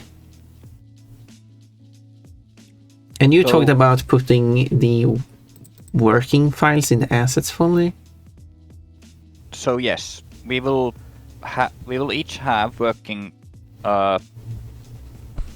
stuff in the assets folder, but we want to make those in such a way that we can git ignore them easily. so preferably in one main folder. Let's say work in progress assets or something. But Those would not be sent into the Git. I mean, I don't. Why would it be specifically work in progress? Isn't just the project file? Like what I was trying to say, like we create a blend file for making a model in, of course. And that's and while working on it is of course a work in progress. But when this model is completed, it's no longer a work in progress. But it would still be reasonable to keep the blend file around. Well, I suppose I would just keep it in the work in progress files. Yeah, so I suppose it's technically not accurate anymore, but yeah, that's what I was thinking. Like, how about having a folder to just have this kind of like source files in it? I guess, but do we want to have the source files as part of the asset back? Hello, Panel. Thank you for in. We're doing a lot of discussing here currently. You are playing music. Panda. Oh, I miss you playing music. Panda is a good music player, a musician, also known as. So I created the assets source folder outside the asset folder. Which, as you could see, we can just put git ignore on that one and just. However you want, however your workflow works. Though I would personally want it to be in the assets, so it's faster to go to it from the editor. But okay, so if we place it in the asset folder, that would be part of the Unity then. Unity editor will then find it and can actually deal with it. Okay, so, okay, yeah, that was internally. That was the question ahead. And okay, so let's start with. I hate what I'm gonna write and dip. That's okay. I understand you are working hard today. I assume it is hard work. Pan is doing so much when he plays music. It's quite fascinating seeing. But I'll be back in about an hour. Is she still on? Most likely. I hope you have a good whatever you're doing. Okay, so do we create? So let's start with first point blank. Okay, we have, because this will be good knowledge for all the future projects as well. So we're going to have the vehicles, the action models that are the meshes that are in Unity. Where would those reasonably be placed more specifically? So, I suppose I have now seen a couple approaches to this.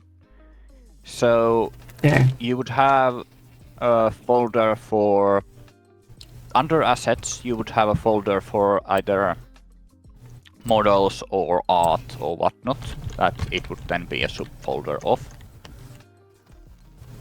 Be it art, models, vehicles, yeah, or just models and vehicles and Or you can have it such that it is a asset package folder-esque type of thing, where it is more like the HDRP default resources pack folder you have. Okay. Whereas under the primary asset folder, you would just have like vehicle pack. Whatever we decide to name it. Yeah, because if, for example, if I refer back to the way that Spyro had arranged everything, since that's quite a good big game. Oh, I don't have the modding folder there. They have a folder for characters, a folder for levels, and the characters is further split up into enemies, NPCs, players. So we could so we could have like in assets a folder for vehicles, a folder for tiles, because it wouldn't be that many different folders, I assume. Yeah. We don't have big enough project to necessitate maybe that. Otherwise, we just have one folder that for or things, and then in that we have vehicles and tiles and. Yeah, well, that would follow the asset package approach, I guess. Kind of. Then you can look at the but unobscured. Yeah, what do you think would be more? I personally use the system where we have a folder for models where there are models and whatnot. Because next point. When in Spyro, so they have, in this case, character, and then they have the player. And then in the player folder, there are multiple players, so then they have one for each player you can play as, and within that folder they have more folders. One for materials, one for mesh, and one for textures. And one for animations.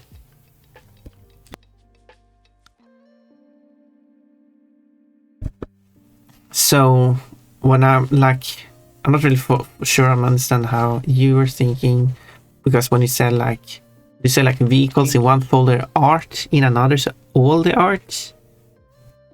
It will have subfolders for models and then what's as models, but. Or are we going to have vehicles as a folder which then contains the mesh? The different meshes and the materials and textures, which could be in subfolders too. That approach does have certain efficiency to it. That's I kind of start to warm up to be honest. Because I'm not going to claim what you meant before, but my brain went to you're going to use all textures in a single folder? So it would be textures and vehicle textures, etc. Oh, okay, so you go. Well, that's a bit strange, because shouldn't you now? No, in that case, I think it would be better to have a vehicle folder and then textures and models in that one, which could be folders too. I mean, instead of having a vehicle with because I'm not sure if I understood it correctly, because having a folder for vehicles with meshes in, and then a folder for art, where you then have vehicle textures as a folder. In that approach, it would be art, and then under that there would be textures and models under the art folder. Okay, so art is the main whole package. Yes, okay. Okay, now that makes just the models and textures instead. but the models and texture wouldn't be grouped by anything. Can you repeat? But then the models and textures wouldn't be grouped. I said it's wrong. They would then be divided into probably vehicles, terrain, tiles. I do like the idea of having one main folder for all that content. But then basically the question is, do we do mesh texture split first, then what's vehicles, tiles, or should we switch that order? Because I would personally prefer vehicles with mesh and textures inside of it, because I kind of got used to it, how it works in Spyro. I mean, the thing is that all of that is handled in the prefab. I understand that the engine is dealing with that just fine, but it's just more for my own organization. I'm because fine if with for one example, is if you work in a vehicle and you want to look through textures, meshes, and textures, then you expand the vehicle folder and mesh and texture folder, and you have all the things there. If the other way around, you would have to expand the mesh and texture folder to get all the folders, and then look to the vehicles folder. The sort of magical thing about that is search things, but yeah.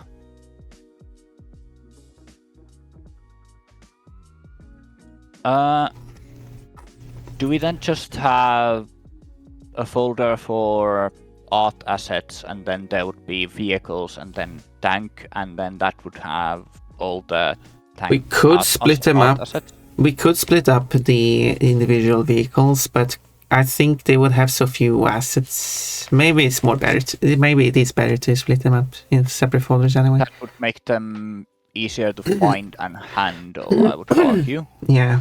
Okay, so let's do art, vehicles, type of vehicle. And then do we do additional subfolders for the different types, or do we merge them all together? I feel like we mash them all together because it's gonna be so few files that it's easier to handle them without the folders. Yeah. Of course, if it's gonna get it's going to be like one mesh, one material, a few textures. Yeah. Yeah. That shouldn't be too hard to deal with then. And should I start creating the folders? Probably. Art. Then we probably want prefabs to be a separate main folder. Yeah, I need to learn about how the prefabs work. What the heck was it called? They are kinda similar, but not similar to blueprints in Unreal, but very unsimilar. They, in my opinion, are more flexible. Okay.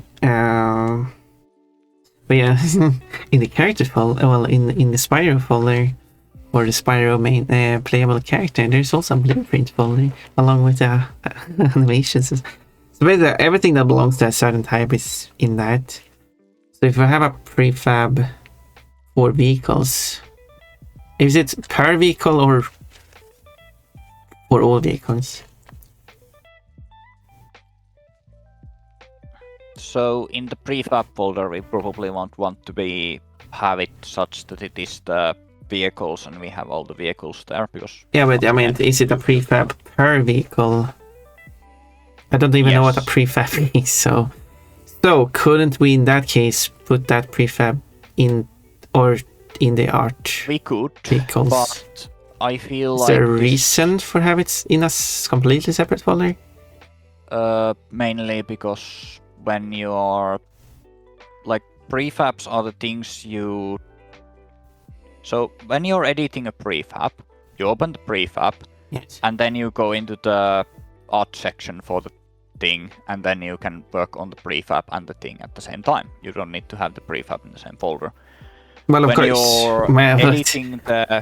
When you're editing the map or whatnot, you don't deal with the textures, you don't deal with the art, you deal with the prefab. Okay, so yeah, I was thinking that if you want a folder with just all the prefabs to access all those, okay, that makes sense. And then we have scripts separately. Yeah, okay, in that case, that makes sense, because yeah, you wouldn't work with just the textures themselves.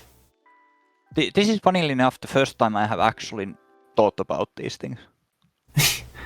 Yeah, I want to make sure we have this correct, good structure here.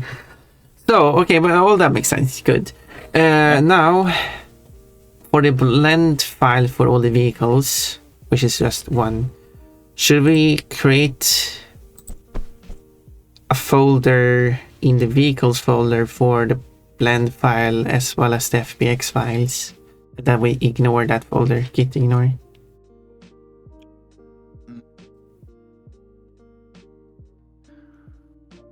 We could technically git ignore all blend files in general. We could.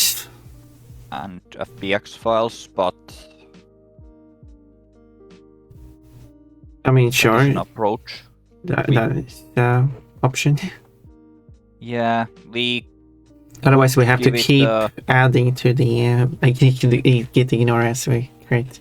So I mean, that is the benefit of The having. thing is, you can tell to the git ignore that okay, the type blend files are now. Ignored. Well, yeah, I did know that. Okay, I want to make sure. Well, so if we don't do it that way, then we would need to. Unless we keep can the have ignore file. have it ignore all folders with the exact same name. That is a possibility I have been thinking about, which it would be doable potentially. So if we call it like, I don't know, source files, I don't know. That makes sense, yeah. Or project files, maybe more.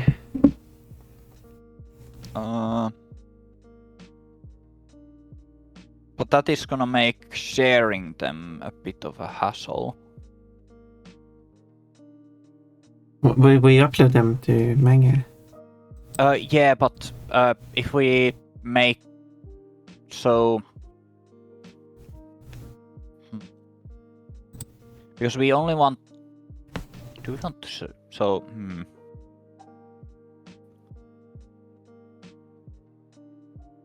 We can. Actually, I suppose that would.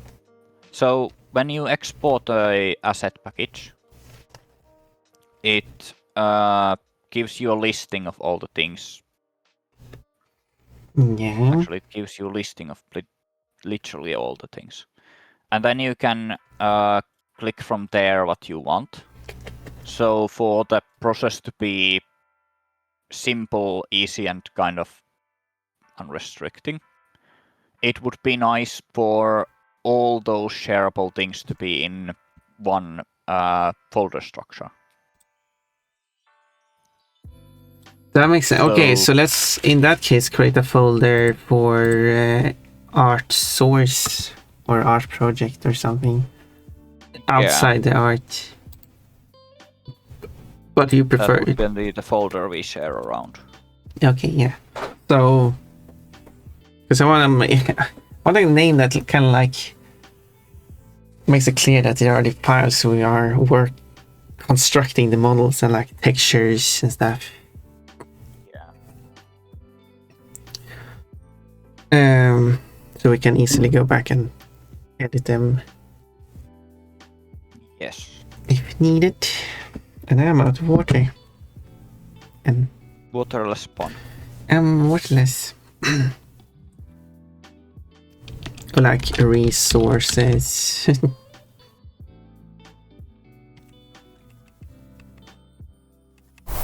Which is just sources without re in front of it. No, Jannertto also cute. You made me a cute fairy and then. I want to see what it looks like without the. Yeah. Well, I keep the wings and the little leaves. I feel like the bow is not really fitting in on this fairy aesthetic, but I can make it green if you want. I feel like it would be interesting if it was made into like leafy bow, but too much effort. You do you. I'm just guessing things and stuff. Of course, of course. So, in that case, I will move these things from the art assets sources to the art sources. In that case.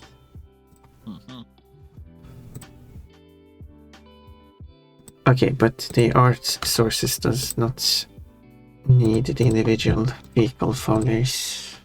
Or maybe we should still.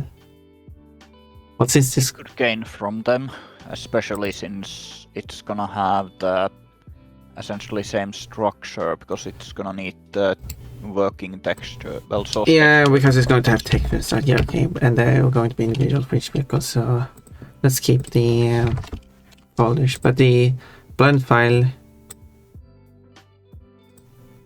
is then for all the vehicles, but then I export it SFBX to individual vehicles. So you're gonna make all the vehicles into same blend file. I might split them up at some point. Okay. But that's kind of like to compare them. Yeah, that... Well... At least in the early rough models, they're the same folder. I might create separate files. I might make it separate files later. Mm-hmm. And then we have next to vehicles, we have folder for tiles, which probably will. I'm not sure how you even would group up all the tiles, since there will be transition tiles and stuff too. I mean, you could have transition tiles as separate. Yeah, I mean, it makes sense to have like sand, grass, snow, transitions.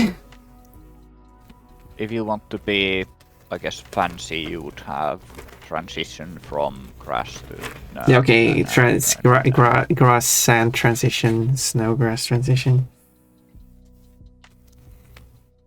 I mean, okay, that fair, and road. But so far, I've only created demo assets for this before real ones are created. So no groupings of the tiles for now. That will be later.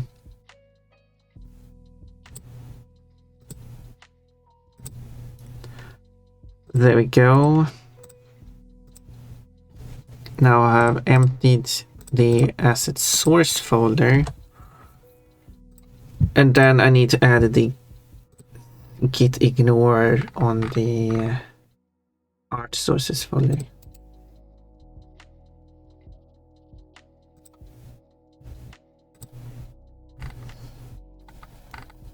And then I guess delete asset source from the history if possible in some way.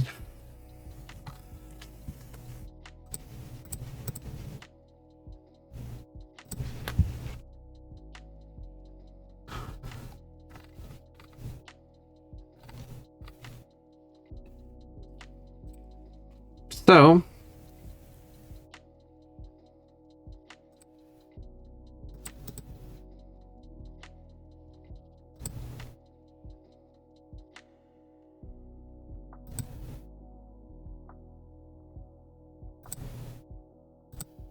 I'm gonna make a text file where I describe the rules we have kind of made.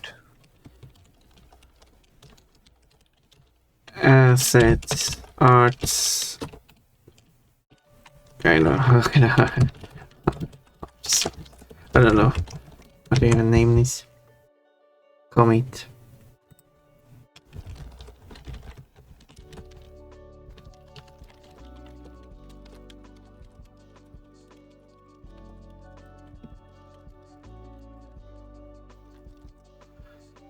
Initial structure for the arts and art sources.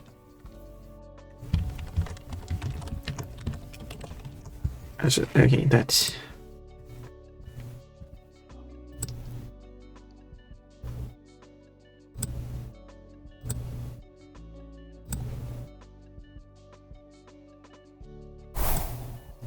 There we go.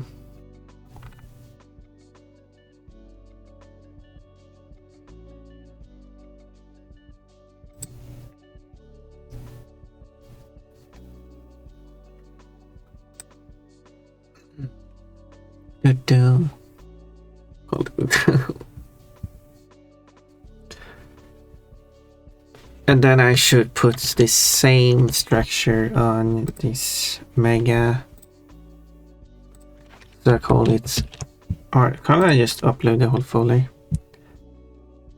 Upload folder. So what would be preferable, or to kind of learn the workflow? Well, I mean, yeah, you could do that, couldn't you? Yeah, because it would upload the full folder structure. Yeah. I was just thinking if you want to learn the Unity's export importing, but... I just... Okay, no. I'm sure. I am suggesting that we try it out, but I'm not sure how that's relevant. it's not much. Because I just create. I mean, I just create. It's the initial phase. When more work is done on it, on the assets in here. I'm still not sure what Unity has to do. What you said, Unity, right? So when you right-click something in yes. Do explain. the project thing. Although I need water. Okay. You need water? Okay, go get water. Yeah, so I can think and can't think when I'm thirsty.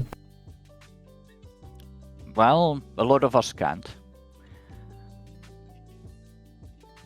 Maybe usually just different type of thirst.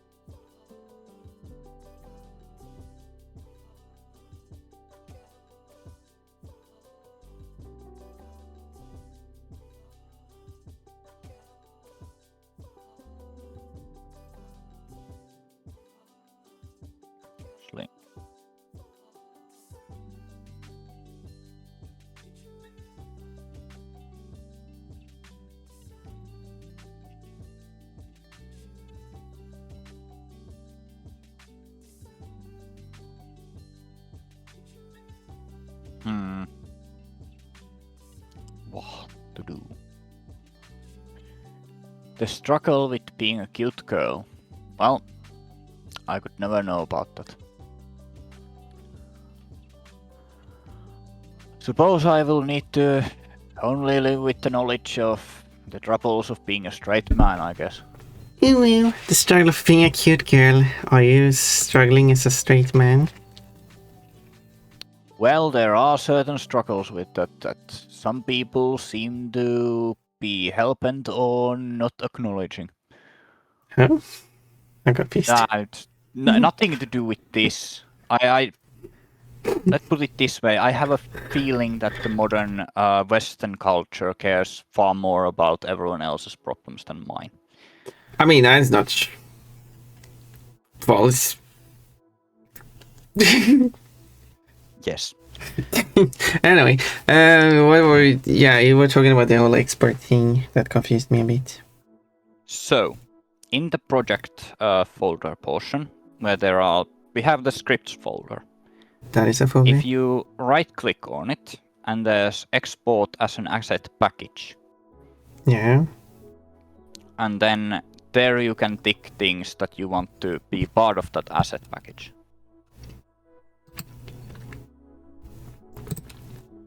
Yeah, there's a lot of options.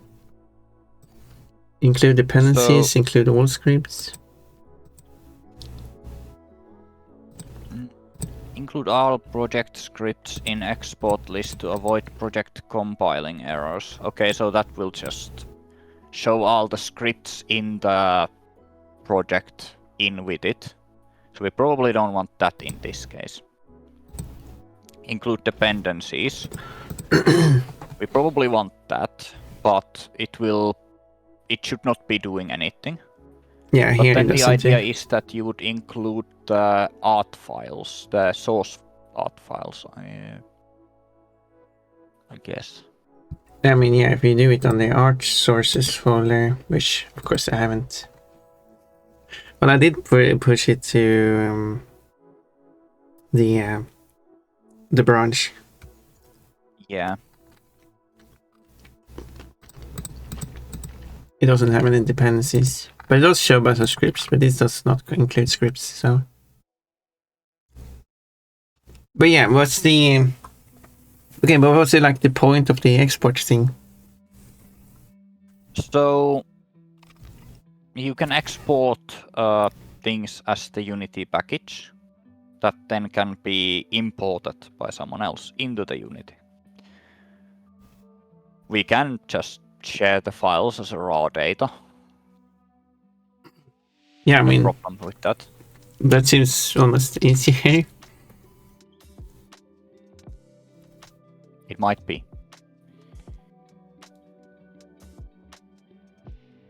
I don't know if we could. Oh, now I'm thinking about it, because we're doing the Git stuff on the Unity project itself. The Unity project will have things like the models. Wait, how does this work? We put the working models and whatnot in the... So the FBX files are the actual... Wait, I'm confused now. Now I just got confused.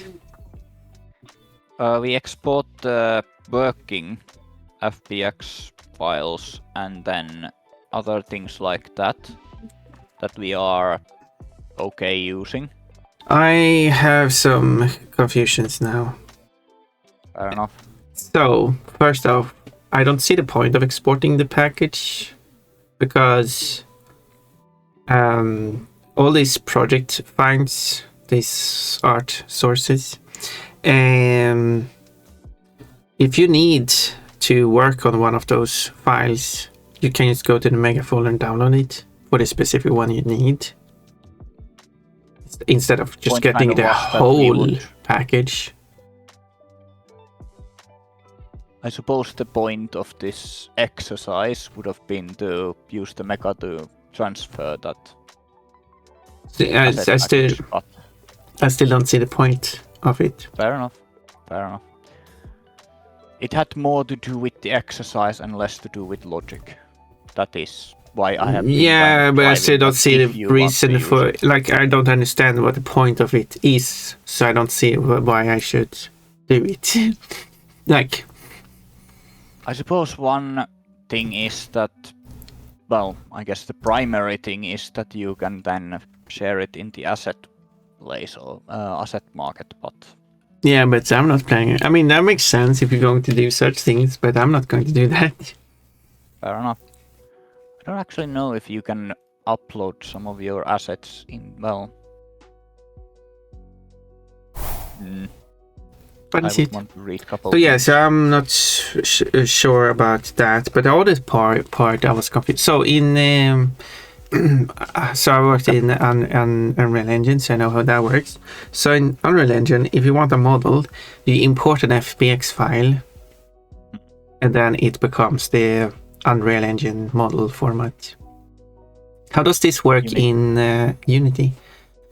Unity just uses FBX files. Okay, they're using the FBX files. FBX files are the actual assets that we're going to use. Well, it sort of it does something to them, but mainly it just uses the FBX files for all intents and purposes. Doing something. I don't like that sound of that. When you put them into the scene, it creates like sub-hierarchy of the FBX file. For example, bones will become their own game objects.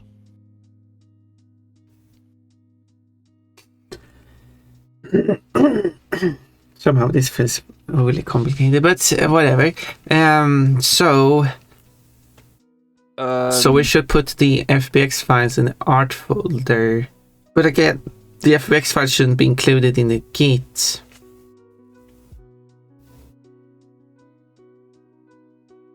Well, the working ones kind of do. Well. Yeah, okay, should it be included? So the source file is for the source stuff and yeah, the blend files. Okay, so stuff. When we finished a file and made sure it's like, then we put it in, export it as a FBX into the.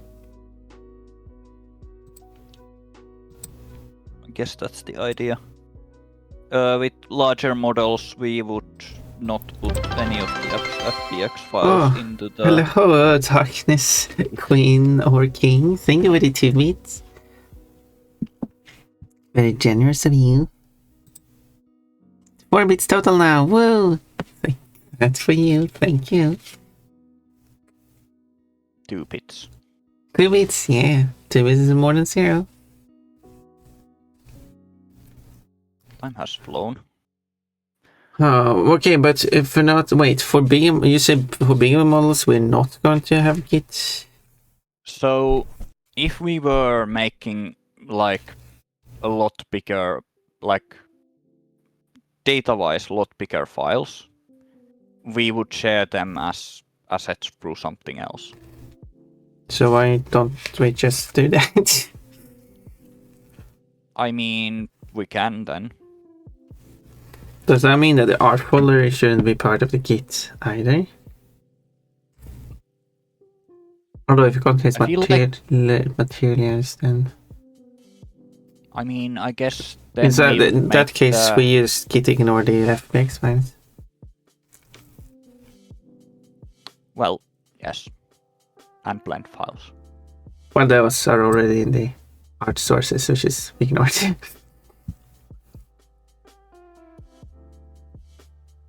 But in that case, could you just put the blend file in the mesh file for you? It's just ignore the whole art assets, the art sources only. Yes, we could. Would that be easier? We probably want to... No, yeah.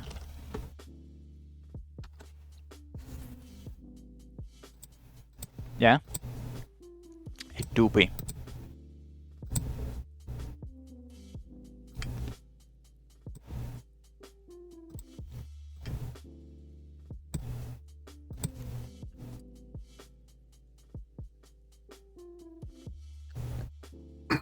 Okay.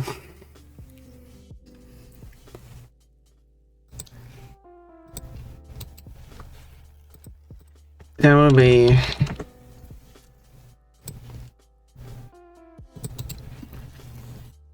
Although, people probably keep everything...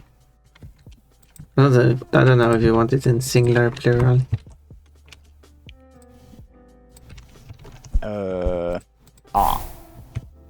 I don't mind either way, I suppose. I guess seeing... They're already calling it like scenes and scripts here by default, so let's continue doing that. It's more letters, but...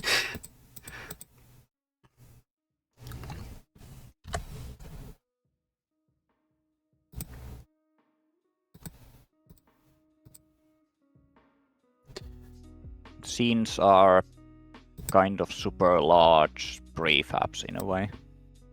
Okay, so how do we ignore all FBX files?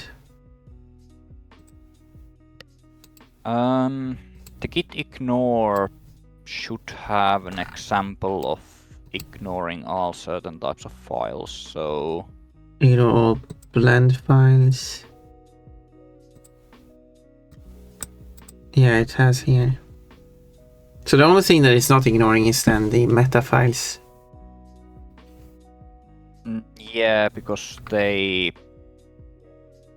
I imagine they hold some sort of system that works with the dependencies. They also are text files, so I guess they are fine to include it. Yeah, that's...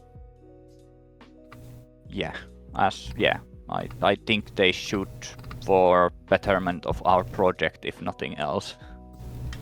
Be included. The betterment of our project. So the thing is that if they don't get exported, I feel like Unity will get wonky on us.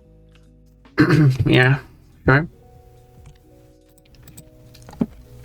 So this ignores Blend 1 files already. Yeah. We should have backup. Not Blend 2 and 3. Those don't exist. I'm pretty sure I have seen them on They're not supposed to exist, but I mean, someone could manually make them. I haven't. I might also be just remembering some wrong part about the number where it is and whatnot, so I'm not driving this too hard, but... Possibly, because the Blend 1 is just the backup it makes. Yeah, I know. And it makes one backup. In case saving I goes started wrong. editing the backup then at some point, and then it made a backup of that backup, which would then potentially Does it do that? Oh. Because when you save it, let's actually manually save it as .blend1.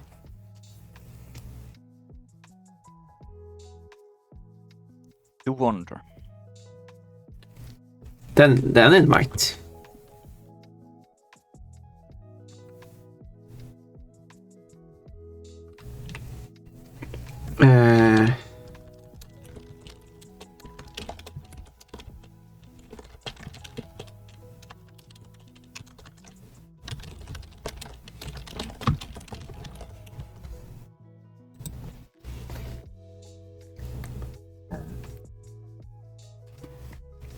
With this change, if I choose amend, what does that mean? So, amend adds the changes you are making into the last commit. Okay. So you're amending the last commit.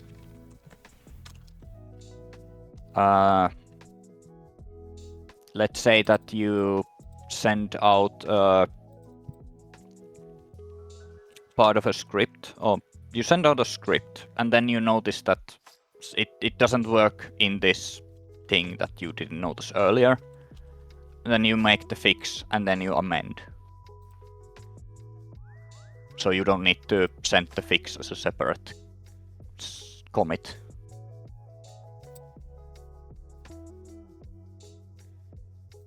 Does that make any sense for you? Sure. But then I can't. Sure. But then I can't do the push on it. Yes, you can. You just need to commit the amend and then push. No, doesn't work.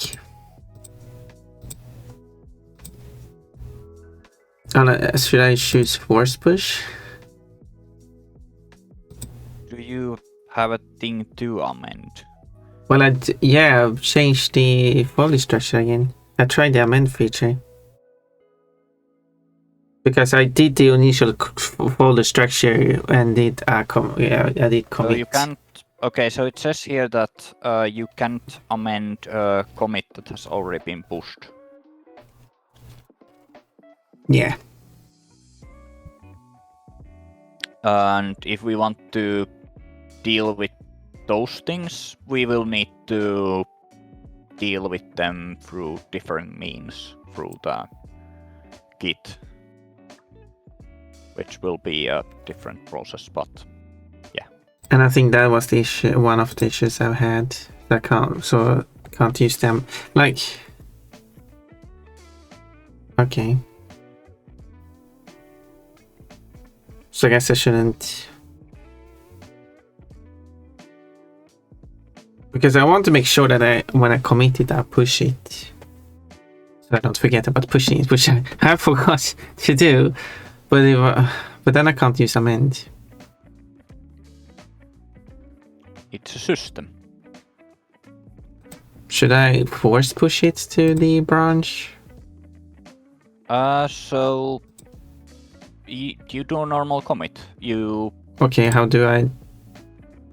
You make the changes. How do I redo it as a regular commit then?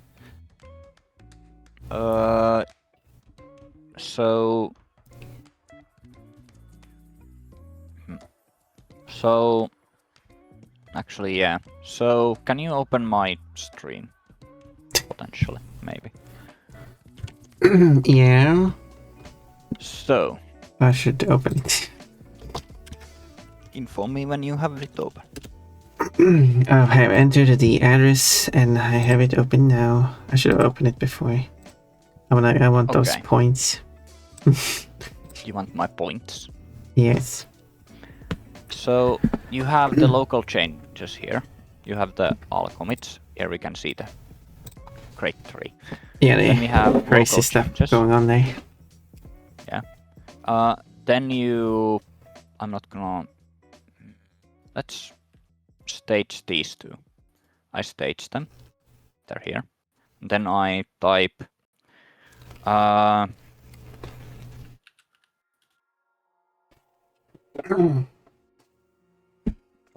Asset structure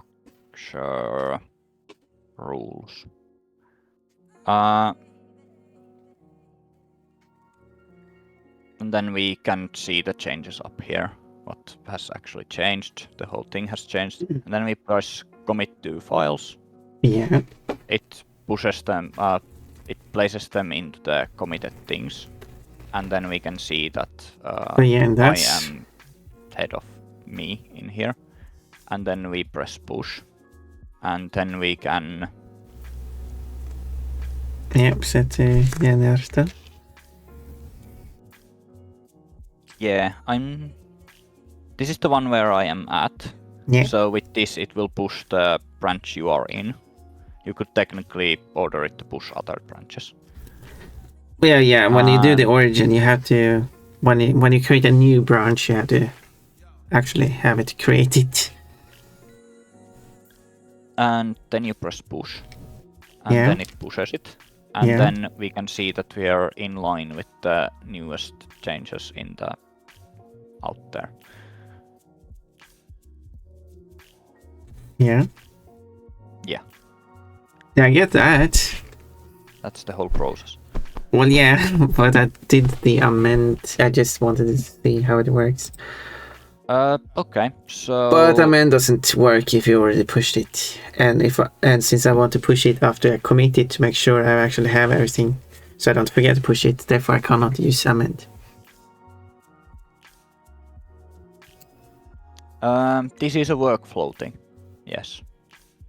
So.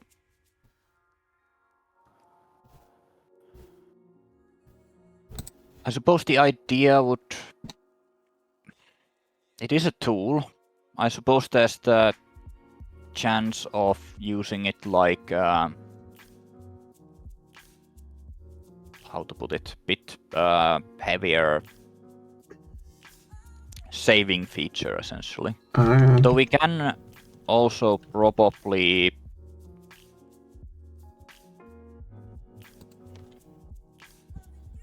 squish into bar and drop. Like there are tools to edit the hierarchy tree.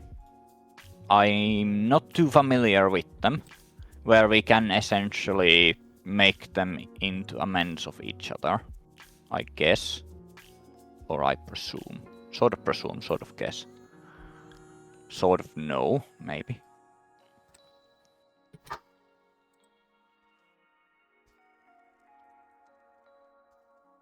But that's gonna take some research and whatnot to get to working.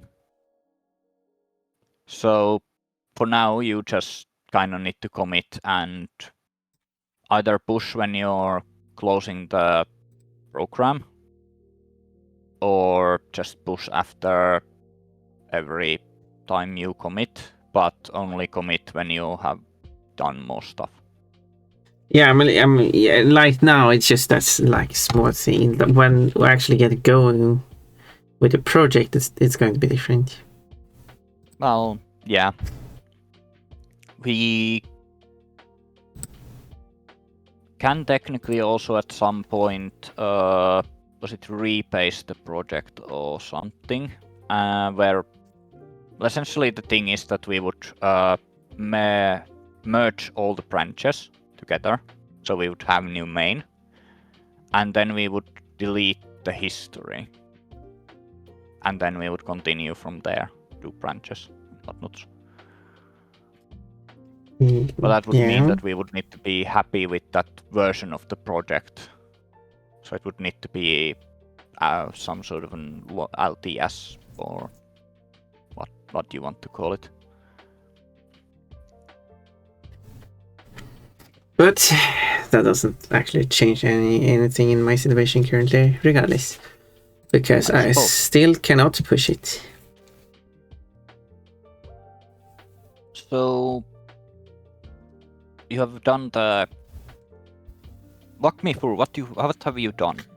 As I said, I did push it, and then I did... As you said, you cannot amend to a commit that you already pushed. That's basically the issue. Well, then you tick off the amend, then that's kind of all we can... I don't know how to do that. It's at the bottom here. No, there is nothing. What? I've already committed it. Yes. Yeah, so now there is nothing there. If you have committed it and then pushed it, or does it not let you push it? It does not let me push it. Does it say anything? Well, yeah, it says no fast forward, fail to push. Objects were rejected because the tip of your current branch is behind. So you need to pull first. Okay, so but then wouldn't that just What branch are you working in? Well, the vehicle branch? Okay. Since that's what I'm trying to work on. Yeah, as you should. So if I pull rebase instead of merge stash and reapply lock. So if nothing, none of them selected. If I do pull, would that? What would happen with the local changes that have been committed? If it doesn't see any issues with it, it will just merge them. If it sees issues with them, then it's gonna give you a merge conflict. And if it... Yeah, those are pretty much the two options. Okay. But it's not gonna delete anything. Okay, we do a regular pull then. It says that it can't do it.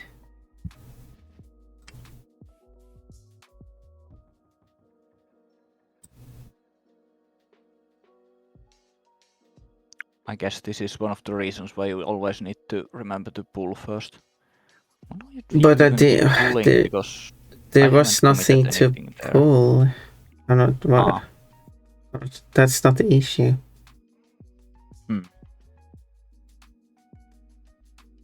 As I said, I don't know how Git works. I cannot pull. I cannot push. You have commits in there, so like in this screen you have the vehicle's origin somewhere else, right? Merge branch the origin vehicles into vehicle, fix one conflict, and then, okay, can we fix the issue? Okay, here we go. There were changes on merge them manually.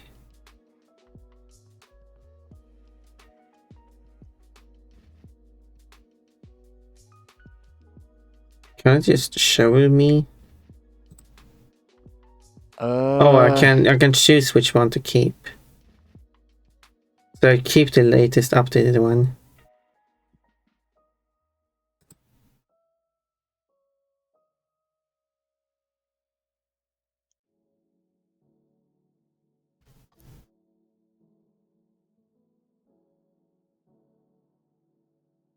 I guess. Yeah. This doesn't make any sense. Why would it create art sources? No, this is not doing it correctly.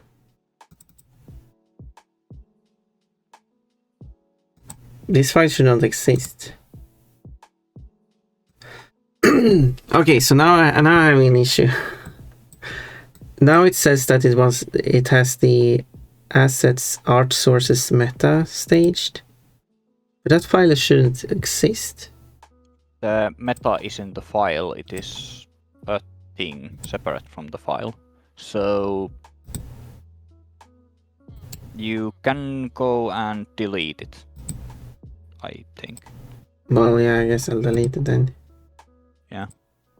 So when you create folders, I guess that's just solves it then. Okay. Well, I mean, meta is a file. It's just a meta file which contains a bunch of meta information. Yeah. Now I'm kind of curious, what sort of data does it hold? So if we go to assets and then scripts meta. Okay, I guess that's resolved the issue. Nice. File format version 2, quit, folder assets, yes. Yeah, contains some importer, external objects, user data, asset bundle name, asset bundle variant. Codes. Hello. Good night. Hi codes, good night. And thanks for the systems check. Oh, good job, codes. Finished dealing with the snow. Woo! Oh well, I did update the the setup of the art folder at least. Which I realized the branch should probably called the art or something.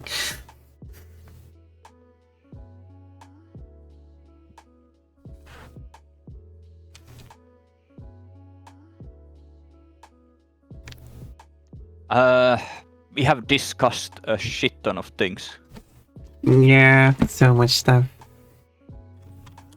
Too much stuff. Arguably, But at least things are getting in order now. Things at least. Yeah.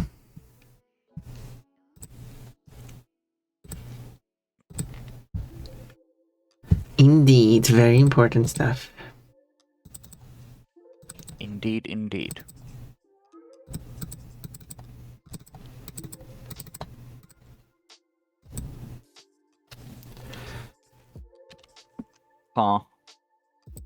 Stealing Bonbon's boy shorts.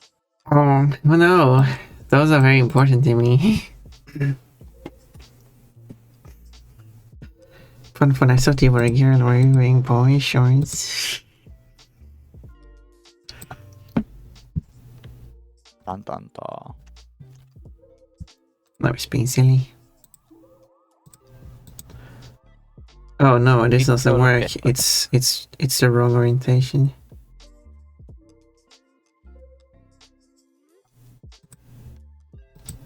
Wonder if there was an import setting which could easily fix rotation. That. Why is it? Why did it apply rotation? What is Unity doing? It's messing up for me. Okay, why is the up axis when I export from? Or is it Blender that messes up? No, it shouldn't be, right? You get the option. Do you want Y is up? Because it does work with Unreal Engine just fine. But not here. It's. I assume it's. Can I? It could be a thing with the import as settings, but. So I cannot view. How do I even view it in Unity? What do you mean by view it? Can I view the model?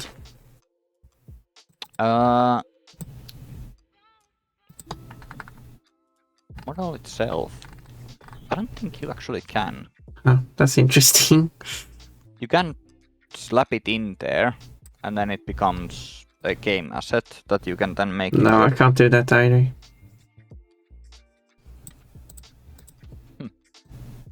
You're grabbing the folder and not the thing. Are you? But no, this is the... oh, no, I can drag it. Okay. Sorry, I'm dragged it the wrong place. Oh, yeah. No, scene that should be in. Okay, so it is this. Okay, no, it is displaying it correct. Then, just Unity being weird.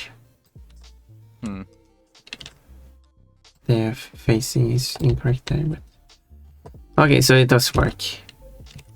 Nice. Why did it place in such a random location? That I don't know. I'm sort of guessing it places it somewhere where there isn't others. Also, okay, so Unity and Blender agrees on the color order because that makes perfect sense. X is red because it's the first, red is first. Y is green because it's the second. And Z is blue because it's the third. And the same applies here. Red for X, green for Y, blue for Z. But then we have this thing. Here, the colors are different. X is still red. I noticed that. And blue is height. So it must be because the model actually is rotated. Because that might. Those have a rotation here. So yeah, they're fixed for... Okay, so this is the... So this is actually how the model is appearing.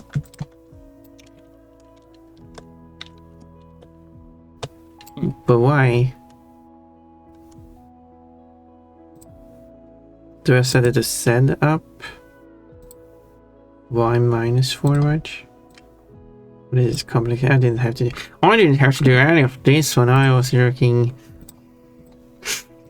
on Unreal Engine. It just worked. But I guess it's just using a different system. So if I export this, will that actually work or will it break?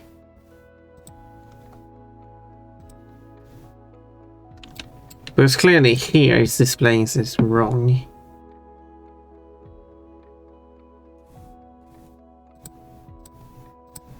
I mean, it is displaying it as it is. It just auto-rotates it for the... But it still displays when it. you place it down. Yeah, and like... It does try to place it in the middle of the view. I guess that's the random location. It does correctly rotate it when placed down, but why is it... Why is this... Is this just how it is? All the models is weirdly angled in the preview, but are fine when you place them in the world. But not 100% fine, because this one is wrong. This is still up and down on the model. So everything is just rotated with 90 degrees. So it rotates the game asset 90 degrees to get it to be right way up. Yeah. It is a peculiar approach, I must say. And yeah, this certainly cannot be the default behavior. It is the default behavior when exported from Blender with the default settings. Which I don't have an issue with in Unreal Engine. It just works. So I was hoping this would work too, but now I have to do some weird things. I did export it with different settings, but that didn't seem to do anything.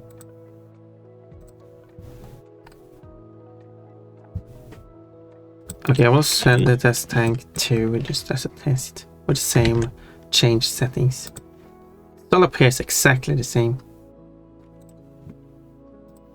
despite having completely different export settings. Which makes no sense. Exported version 3, it looks exactly the same. How did... I'm confused. Now I'm confused. They all have the exact same So is it just Blender not being able to export it for some reason? It might also be import thing.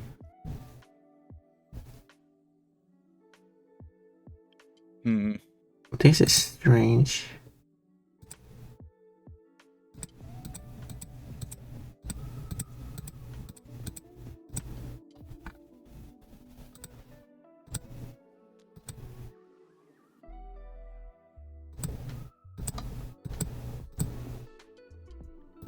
Okay, yeah, this needs I need to figure out this before I can even do any more. So, regardless of what setting it is, it will always point downwards.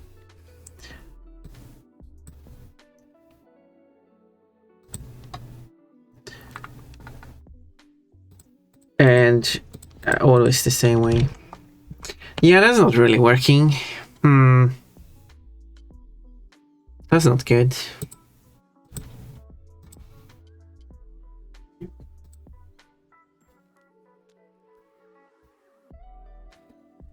Okay, let's look at my guide. You will see my naked body, oh my. Blender export FBX to Unity. What is the correct way to export an FBX from Blender to Unity? Oh sure, funnily enough, the person is working on that thing. The coincidence.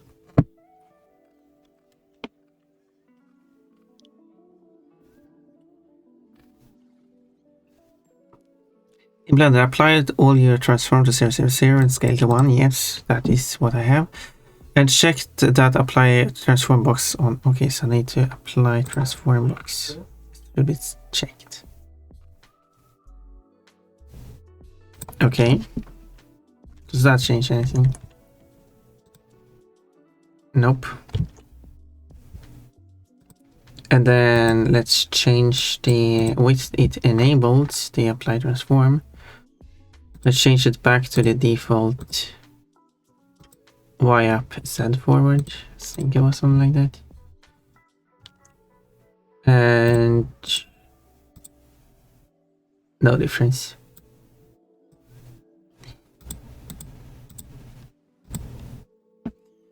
Nope, that didn't work. But someone posted a 2.5 minute video regarding importing to Unity. Let's have a quick look and see what it says here. On receiving flowers from Sundragon. Sundrake. Down. Oh, flowers. Ponpon, I have something for you. Flowers. I'm going to quickly look at. Thank you, very kind of you. Someone posted a meme. Sent me a meme. That a girl doesn't want flowers, she wants plushies. I actually don't remember what the meme said. I can have a quick look. It said, girls don't want flowers, girls want a shark cat plush. Well, yeah. Still the same point.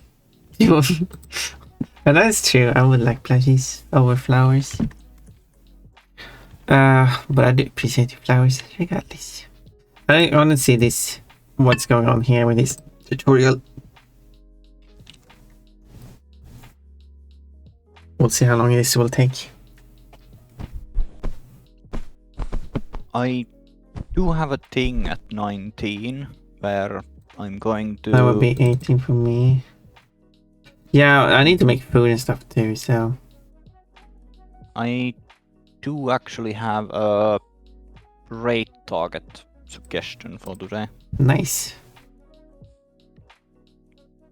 But I'm gonna join their stream when the time comes, so... I see. Yeah. That sounds interesting. 3-year anniversary. Ooh, with guest Jannertto. Oh, I wanna see that. Well, there's gonna be a couple of guests. I'm gonna be... be... Not just you. We're gonna be playing... was it Couscous Duck or what was it called? No idea. Obviously, I haven't heard about anything similar, so... It's the Among Us, but with ducks. and goose. Among Us with duck. Goose, duck. There we go. That's the one. Yep. Always get them the wrong way.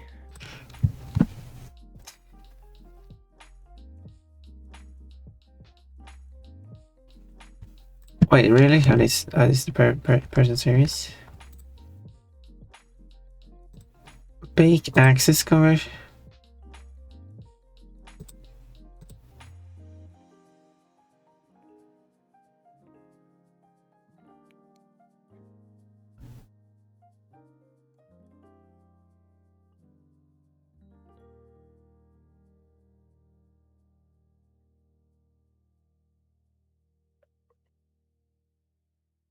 Okay, let's see. Apparently, exporting from Blender to FBX to have it in Unity doesn't seem to have any established standard, because this person is making a video and is like, oh, there's this thing I found here that actually seems to fix an issue with, like, is this really the state? Is this really what we have to deal with? I feel like exporting from Blender to Unity would be one of the high priority things to get working. Seems to be broken. I don't know. Let's see what this person continues with. Okay, I should see what the export settings are. Do I still have Blender on screen? No. Okay. I don't think you ever did. No, okay. Yeah, you did at some point, I think. Yeah, oh yeah, I changed that.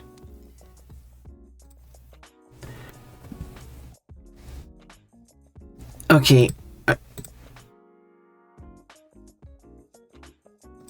Okay, wait, that's...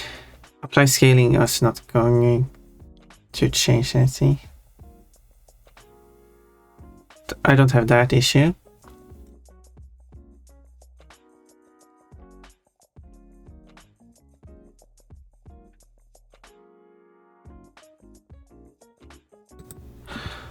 Okay, so I should set these values to they are in Blender.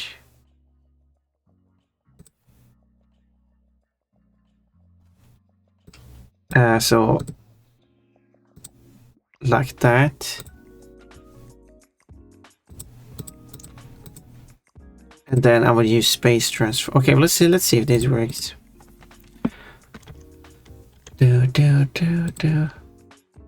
Nope. It does not. Regardless of what I set it to, it does not do anything. If I do press apply bake axis conversion, it does flip it correctly.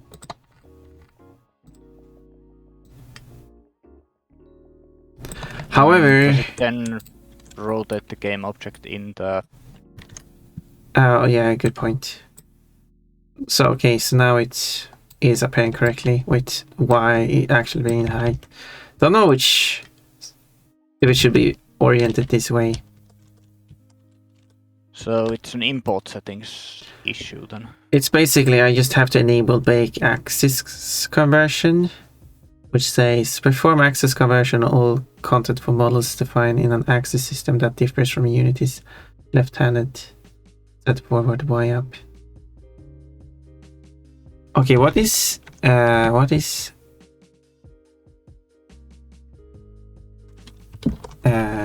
Unreal Engine Axis System? What is it using?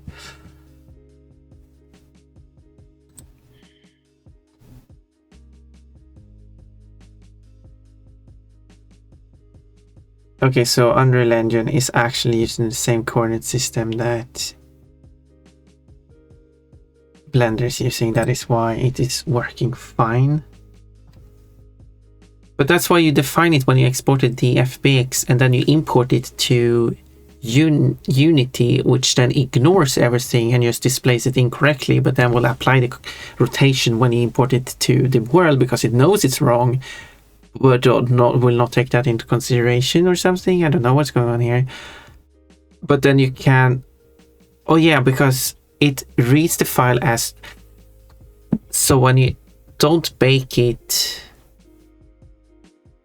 it knows the settings of the file. No, because regardless of which one of these I pick, it always displays them all the same. So this sum up. I think the importing you have been.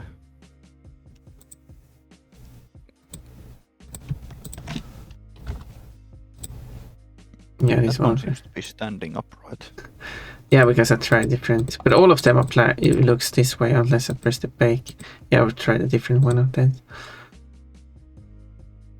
The question is just which way it should be facing. But okay, but that's annoying. Is there a way to make it always bake access conversion? Because apparently that is what's required. References, what was it called? What? Bake access. Yeah, you search for bake access conversion. Does it highlight it? Nope.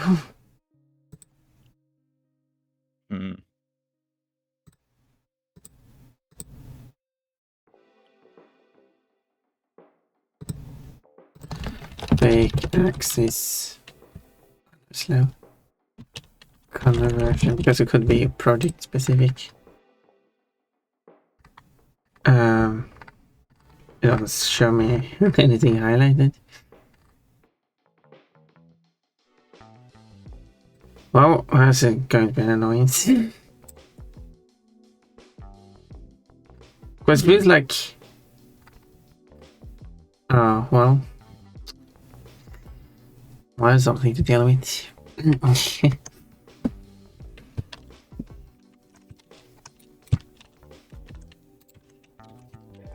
So, importing your tile.blend, does it just normally? Upright, without any rotations or anything. So if you just drag and drop the blend file in. But all the FBX files are shown vertically.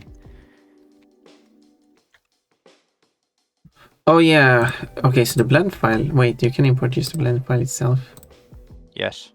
I guess they just went straight to the source with this one, I guess.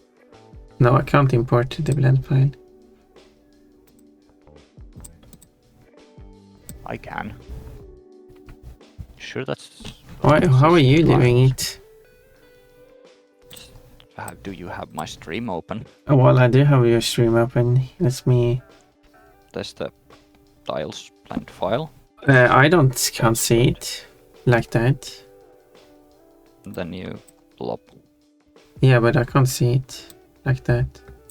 It doesn't show up as an asset. Are you using some plugin? That might be a... Was it...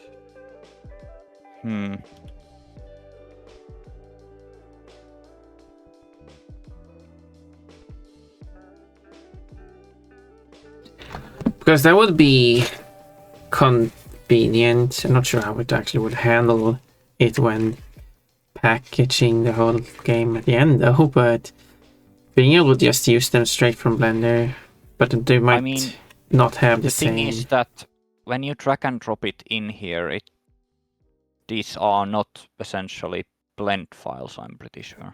No, I assume it converts it over to a proper So it takes format. only the...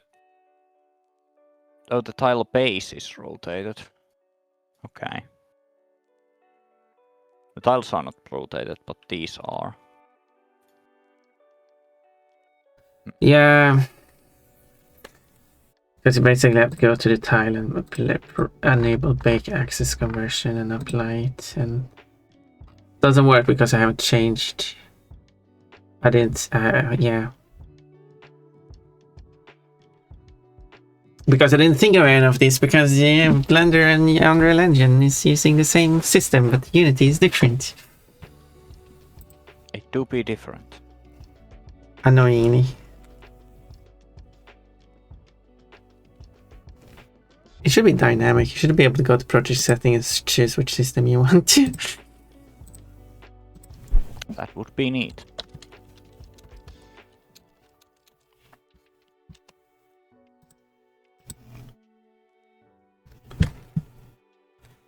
Yeah, because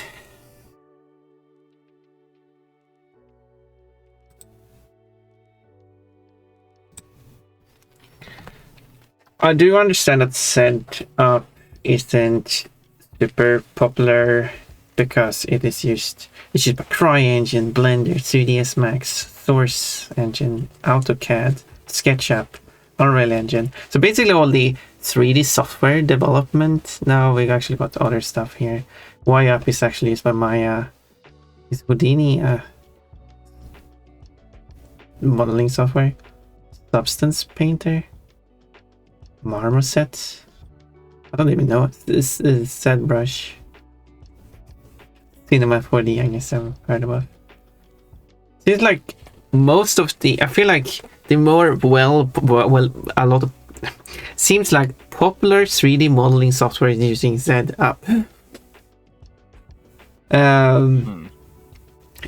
Such as not Source, Blender, 3ds Max.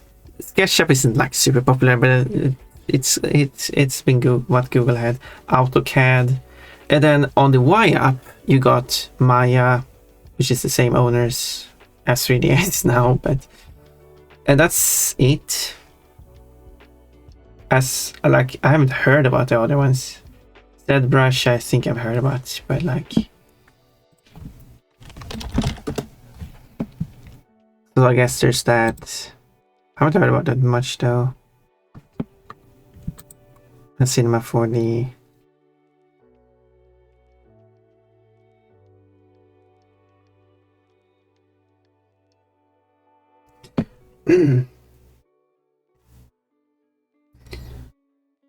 So it almost feels like the industry agreed on ZUp right-handed now, and all these game managers are like, nah, we're going to use YUp instead. That's my feeling. Except Unreal Engine, they're like, no, we're going to actually do it. I know that's not a perfect representation of what's actually going on here, but Unreal Engine is pretty goddamn old, though. I'm wondering. oh, that's an idea. Is ZUp an old standard, and YUp is a new standard? Oh.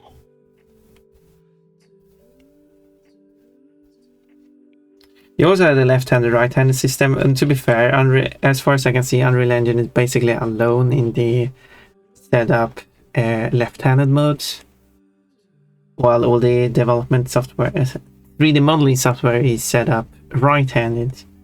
But it still works fine.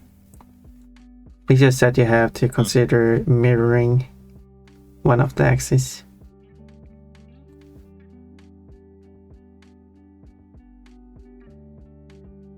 I do wonder what. Clearly, I have some importing with the Blender, but what the heck is it and where is it? External tools. So yeah, so currently, how do you actually import and how do you actually export an FBX from Blender? Because this applies to any development software, because unless you're actually working in Maya, which I'm not going to do. Well, the stupid simple solution I use is to flip the model over. No, I don't want to do that. I want to avoid any of messing around like that. I stream. Why is it censored?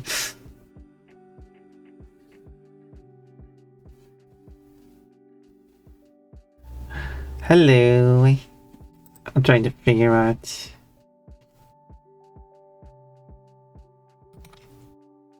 This silliness.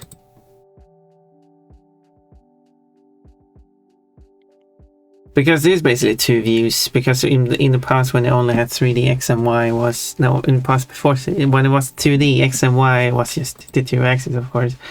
And then when we introduced the third axis, some decided that let's do the Z axis into the depth, towards into the screen, while others decided to let's have lay the 2D plane flat on the ground and have the Z upwards.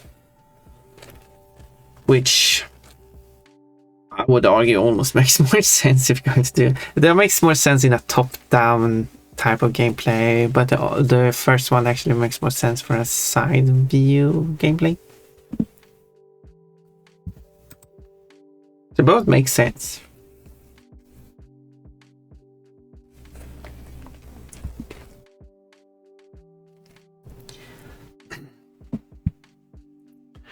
But best would be if an engine could be dynamic and let you choose, or if they are going to be different.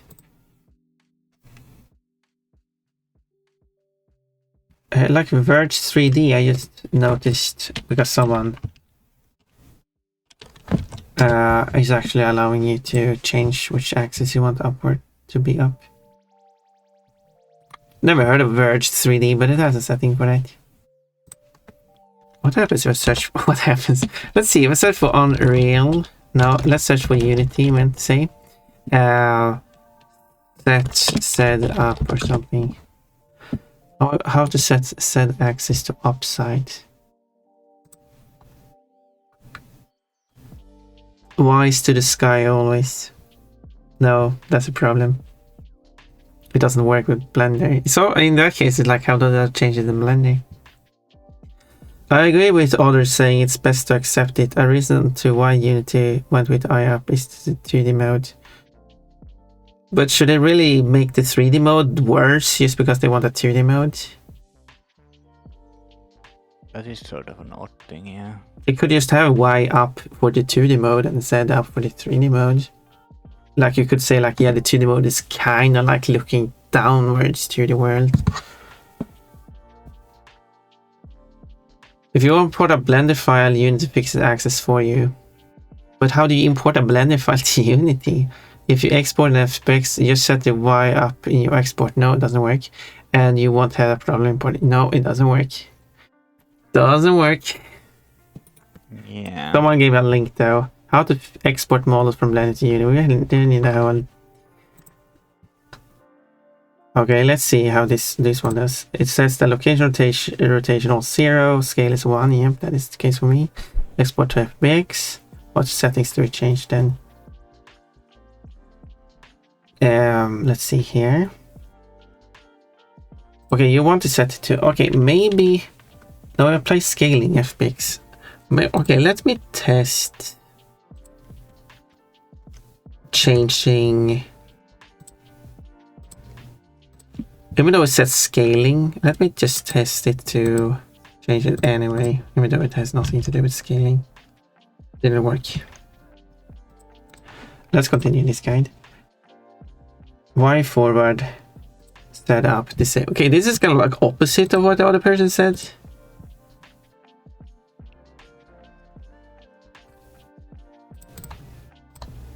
But let's continue. Is this working? Nope, it doesn't work. Okay, and then it shows up and it's completely wrong, and you have to press back. Okay, you literally have to do that with every import. Nice. Well, really, you can select all of them at once and press it, but yeah. Lovely. Yeah, I mean, yeah, I can't do that. Convenient. I mean, at least there's that convenience, but still. Well, it's just one extra step.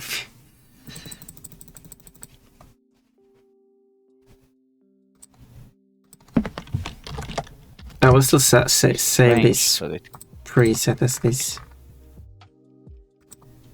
Can you just do it for me? Because the thing is, as I said, sure, Unreal Engine might have set up just like Blender does, and therefore there's no conflict there. However, they are doing different handed mode, whichever X, if X-axis is minus or plus in each direction, it's flipped. Unity takes that into the names are so similar. Unreal Engine takes that into consideration and just does it for you, and it just works. But it doesn't work in Unity. You have to. You have to deal with that. But okay, at least that's working then. I'm wondering why the heck can I import the blends and you can't? Because apparently the guide said that you can just import the blend file. I mean, you can. But I can't. I can't see them. Mm-hmm.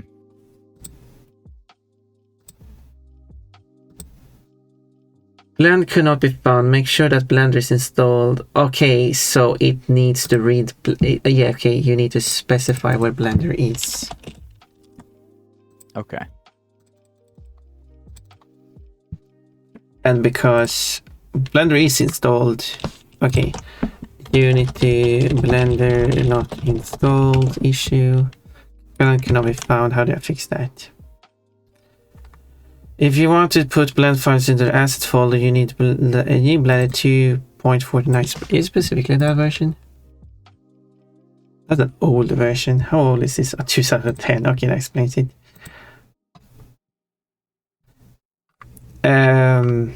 But let's see what it says anyway. If you go to only export FBX model and put them in the asset folder, then you can get a new version of. Okay, so. Presumably later versions of Unity is going to support later versions of Blender. With 2.49, you need to have .blend files assigned to open with Blender. Set as default app. I do not. I tell you to get an installer that does it for you, but I couldn't find an official. After that, you should be able to double-click blend files within Unity. Yeah, but that's not what I want to do. Mm-hmm.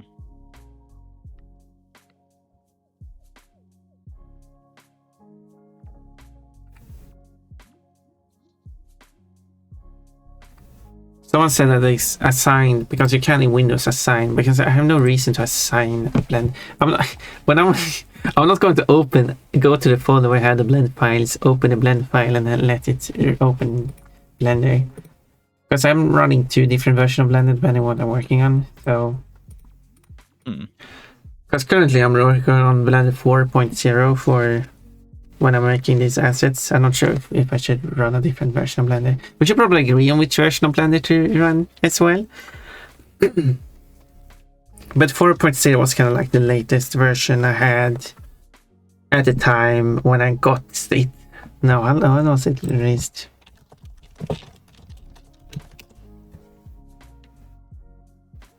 Okay, it was released at the end of 2023. I might still have got it at that time. And I still have it around. I haven't updated it actually. What is the latest version now? 5.0, okay.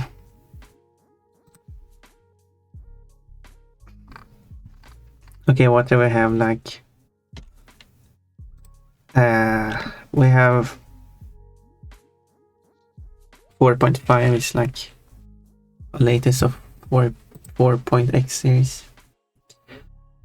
But then I have Blender 2.93 specifically for modding in Spyro and Crash, but that's to deal with Unreal Engine. Yes. That is specifically mod in Unreal Engine, not to make the developer game. But anyway, yeah, I got the vehicle here, which I can then add, and it should be correct. I can drive forward. I can strafe, I guess. So it works. I just have to apply the thing, but then that means I need to export all the tiles again.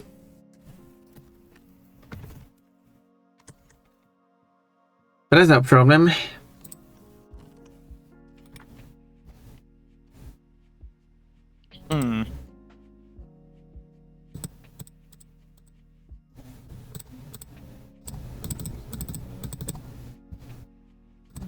I need to set up the shortcut for exporting with FBX. Wait, nothing.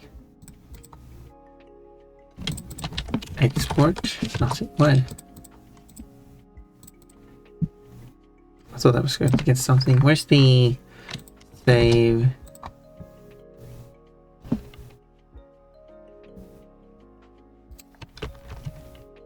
Save line fire controller.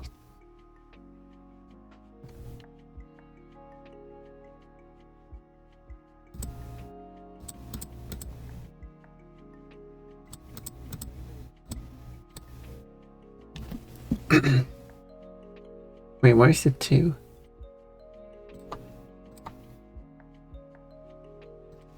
Okay, but where's the... How do I... Wait, what is the export? No. Save is on the window. Might be able to find it here. Maybe I add a new one. How do I define this? Export... FBX. Export. There we go. I had to just define it myself. No problem. That is nice thing.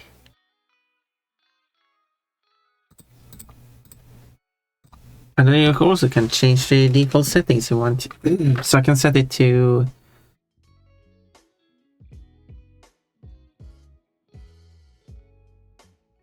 Oh, I can only just set the default settings. I cannot make it actually do the settings. Load the presets. Well, that's a bit silly.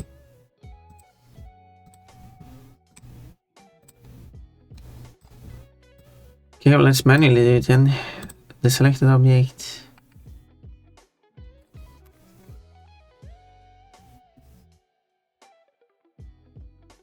Apply unit. Scale is 1. FBX all. Don't use that, don't use that. Where's forward? And there it is.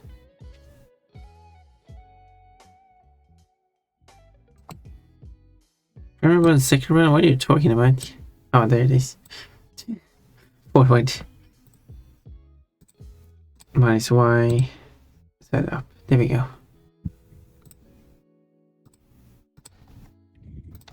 So now if I press this,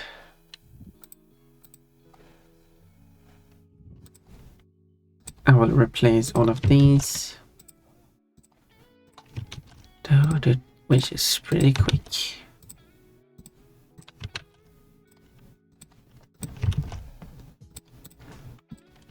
And then I'll see them here.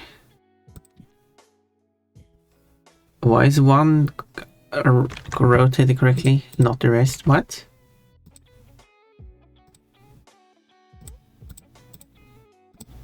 Oh, it has bake axis. Oh, right, that's why. I enabled bake axis. That's why. Okay, now they're all correctly ordered. I actually don't know if it's they're flipped correctly.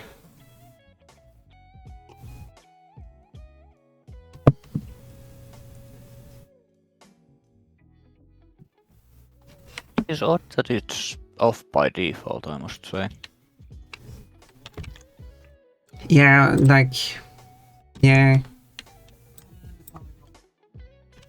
I guess in a way it would be of extra work if already have a thing that is right way around, but still.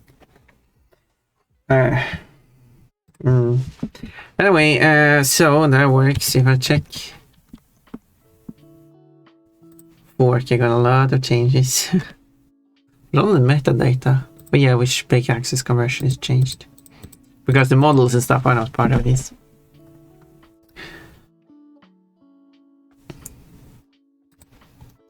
And in the tank, which I can see here if I add it to this list, I got the different targets. I got the turret and the target for the turret, which are all separate. However, the turret's rotation, which should be the y-axis, because we'll have to adjust the rotation point of it.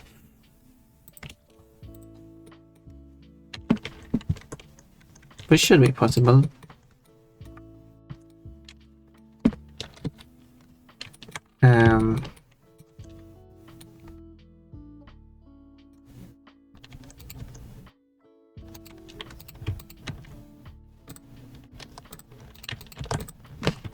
So if I set the rotation points there... Okay, how does this work?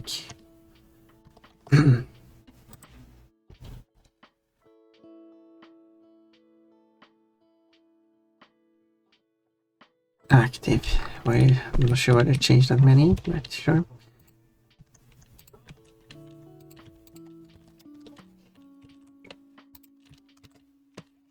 Alright, there should be...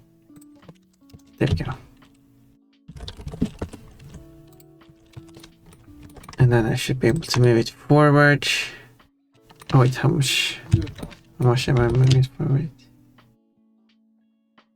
I don't know how to do this properly.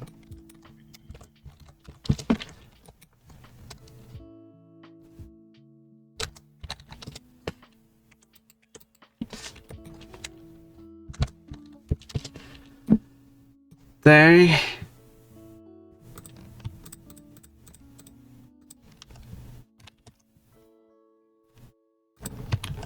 So let's change the settings. I need to restart Blender. Because I changed it in one instance, not the other. That's probably why. Yeah, now it works.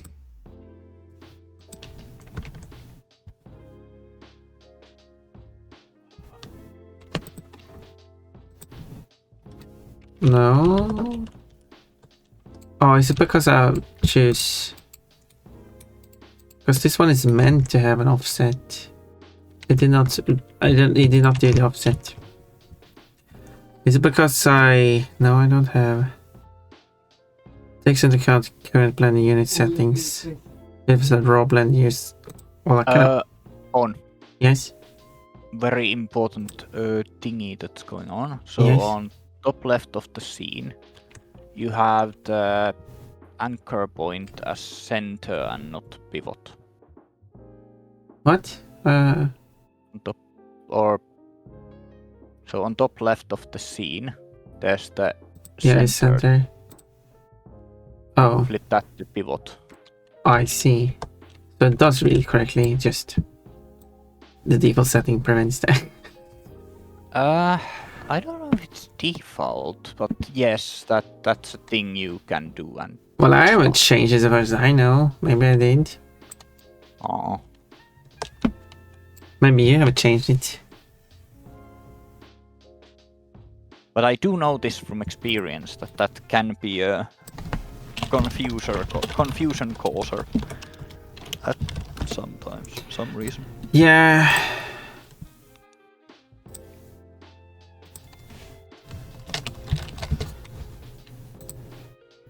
Like if I search just for like a random screenshot of Unity of like a new project, it is set to center. I guess my wild guess is that it's the default and you changed it because, well, that explains why it was wrong. Well, anyway, now the turret can rotate. Good. And it's target, not that target, the turret I wanted to move. The target of the turret should follow along, which it does. Very nice. Beautiful, it is working. Nice. And it does have all these targets for the thing it could track where it is standing on the ground, because I still think that could be a fun idea. No, I think it could be useful for... They'll certainly make it seem more interesting. No question about that. It actually interacts with the world and it's not slides through everything. Yes. Well, all of that annoyance has been resolved. Now that's good to hear. I didn't know Kochi was the one who decides what underwear Pompa wears. Me neither. Yeah, that's Orimian's job, I guess. I don't know. He's not even wearing any clothes, just completely bare. like Jannertto? No.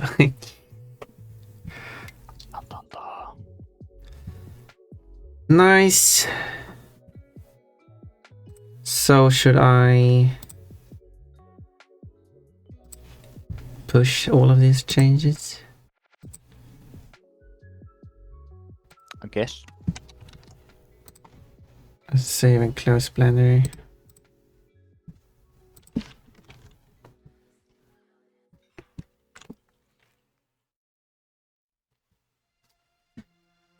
And then upload them to Mega.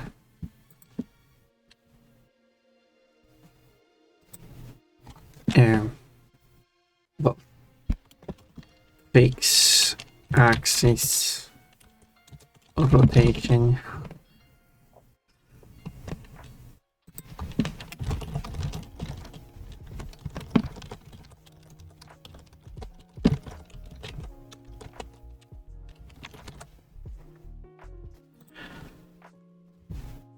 There we go.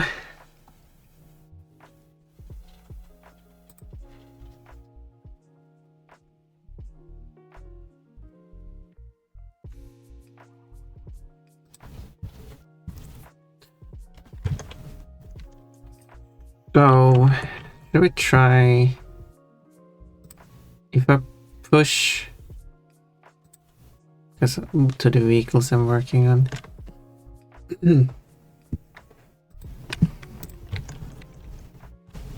And then I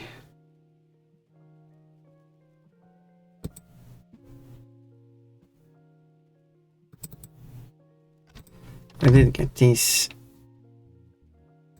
files which it doesn't need.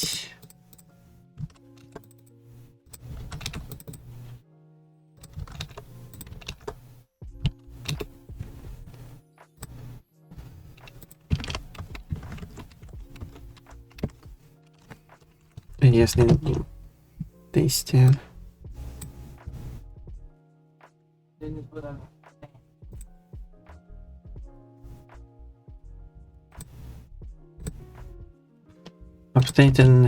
Update those files, nice. And then the tiles are going to be updated too.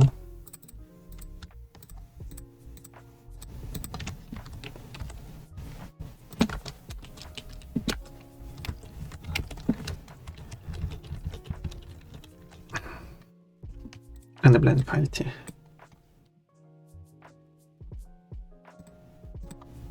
There's this confirmation, is good. There, all of those are updated.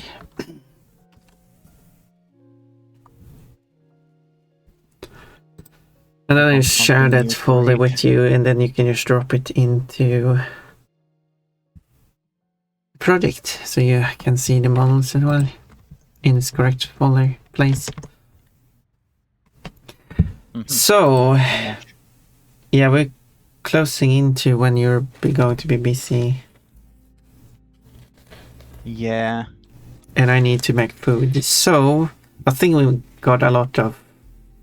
Even if we didn't do... We still got a lot of done today. Well, we got a lot of problems and standards and whatnots out of the way. Yes.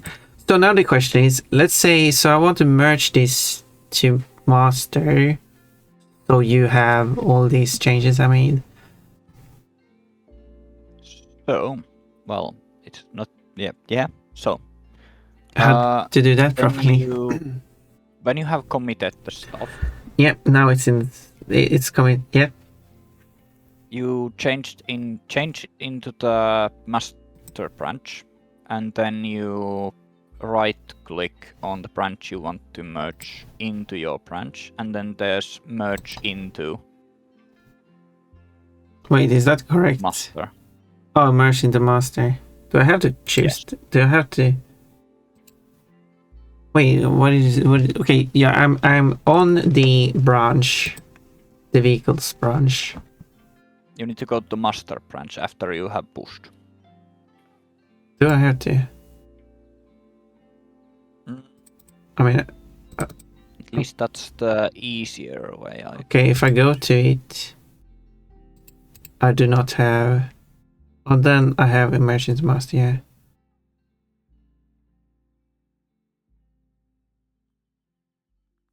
Because if I'm on vehicle branch instead, if I right click on master, I have version to me vehicle, which is not what we want. Yes. Okay. No, okay, I see what you mean. Yes. Okay, merge the master, and then it has what's option? Merge option. You need to push. Oh yeah. What? That should hopefully work. There's no such option.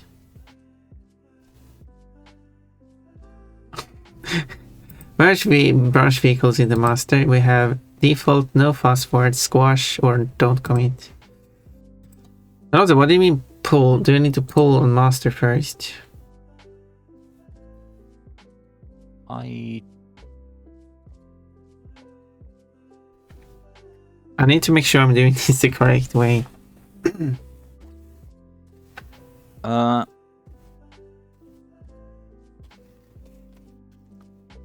yeah, always when you are dealing with different branches, always pull first. Yeah. Yeah. You get the newest stuff. Yes. And then you merge it into it. And I haven't done anything in it, so the default should work just fine. Okay, let's try default.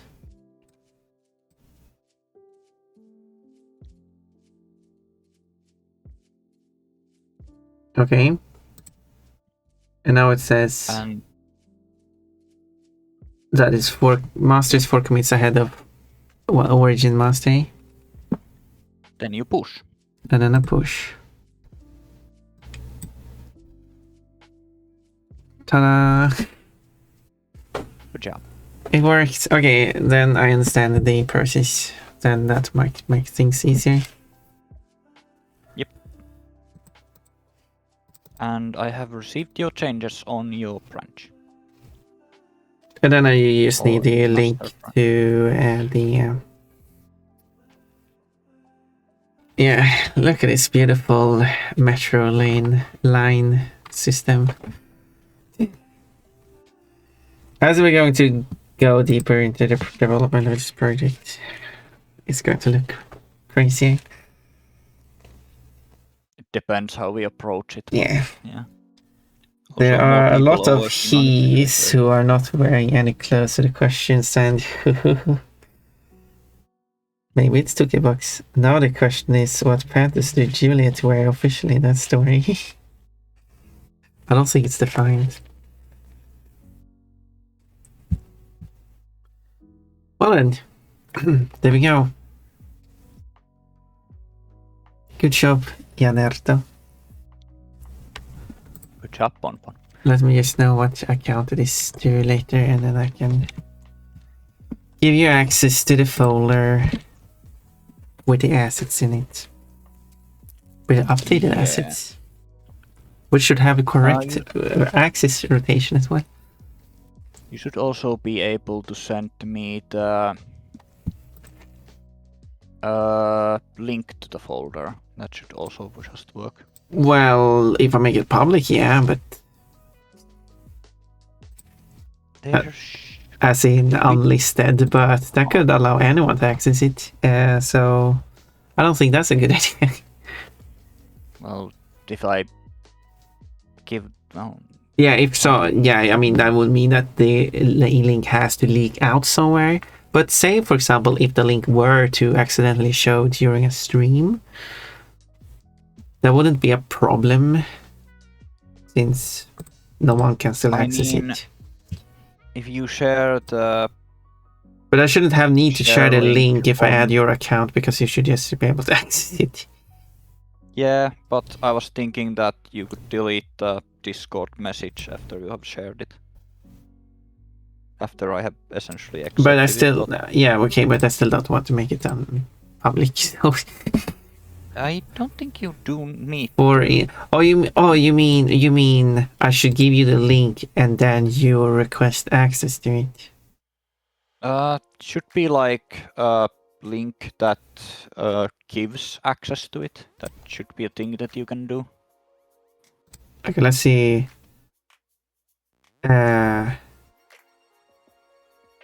Or I might just be misunderstanding things, but I'll deal with the mecha things hopefully later today, actually.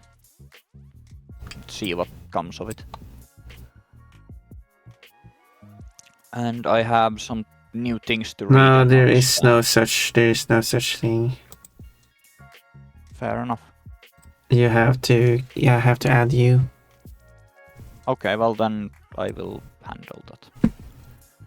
Because it did say it when the link was created, it did state that anyone with the link can access it, which of course is not what I want. Fair enough. At least on Google Drive. Well, there's I guess one difference on Google Drive. Every file has a link by default, and then if you open that link, you can request access. But on Mega, you generate a link for a file or folder, but that link is for anyone to use to get access to it. To the link, that is. But then you can delete the link.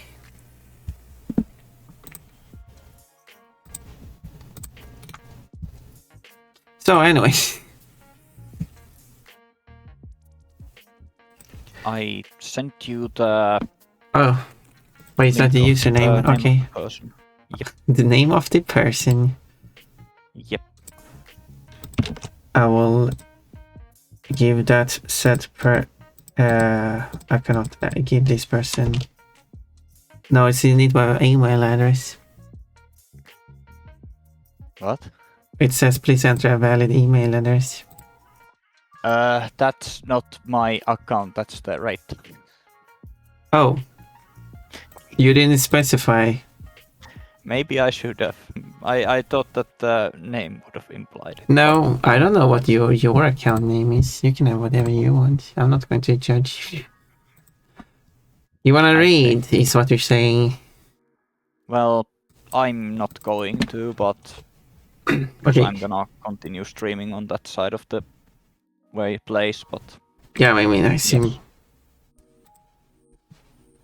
Well then, let's start the raid. I mean, I guess you would raid over the people that you have on your side. So... which is kinda me. But I get points. Well, anyway, let's start /raid and I will make some food later. Thank you everyone who's been here. I couldn't keep up with chat, of course, because, you know. Raid message. Hi. Thank you for the company bonbon. And I'm probably gonna continue wrestling with Unity stuff after a small break and then join in on there. I'll use the hype, the confetti one. Respect all the chatters. This is så a Finnish bog auntie. Yes. Is what it says. Chill artist speaking English, monster girl hag. For mature audiences, presumably 18 plus. And well then, thank you everyone for being here again. Thank you. And thank you, Jannertto, still for doing this with me. Actually, this is not an 18 plus stream. Anyway. Oh. Mature, not 18s. Yes, people who behave correctly. Rating out now. 8, 7, 6, 5. Thank you everyone again. I have any time to actually keep doing, so I guess it's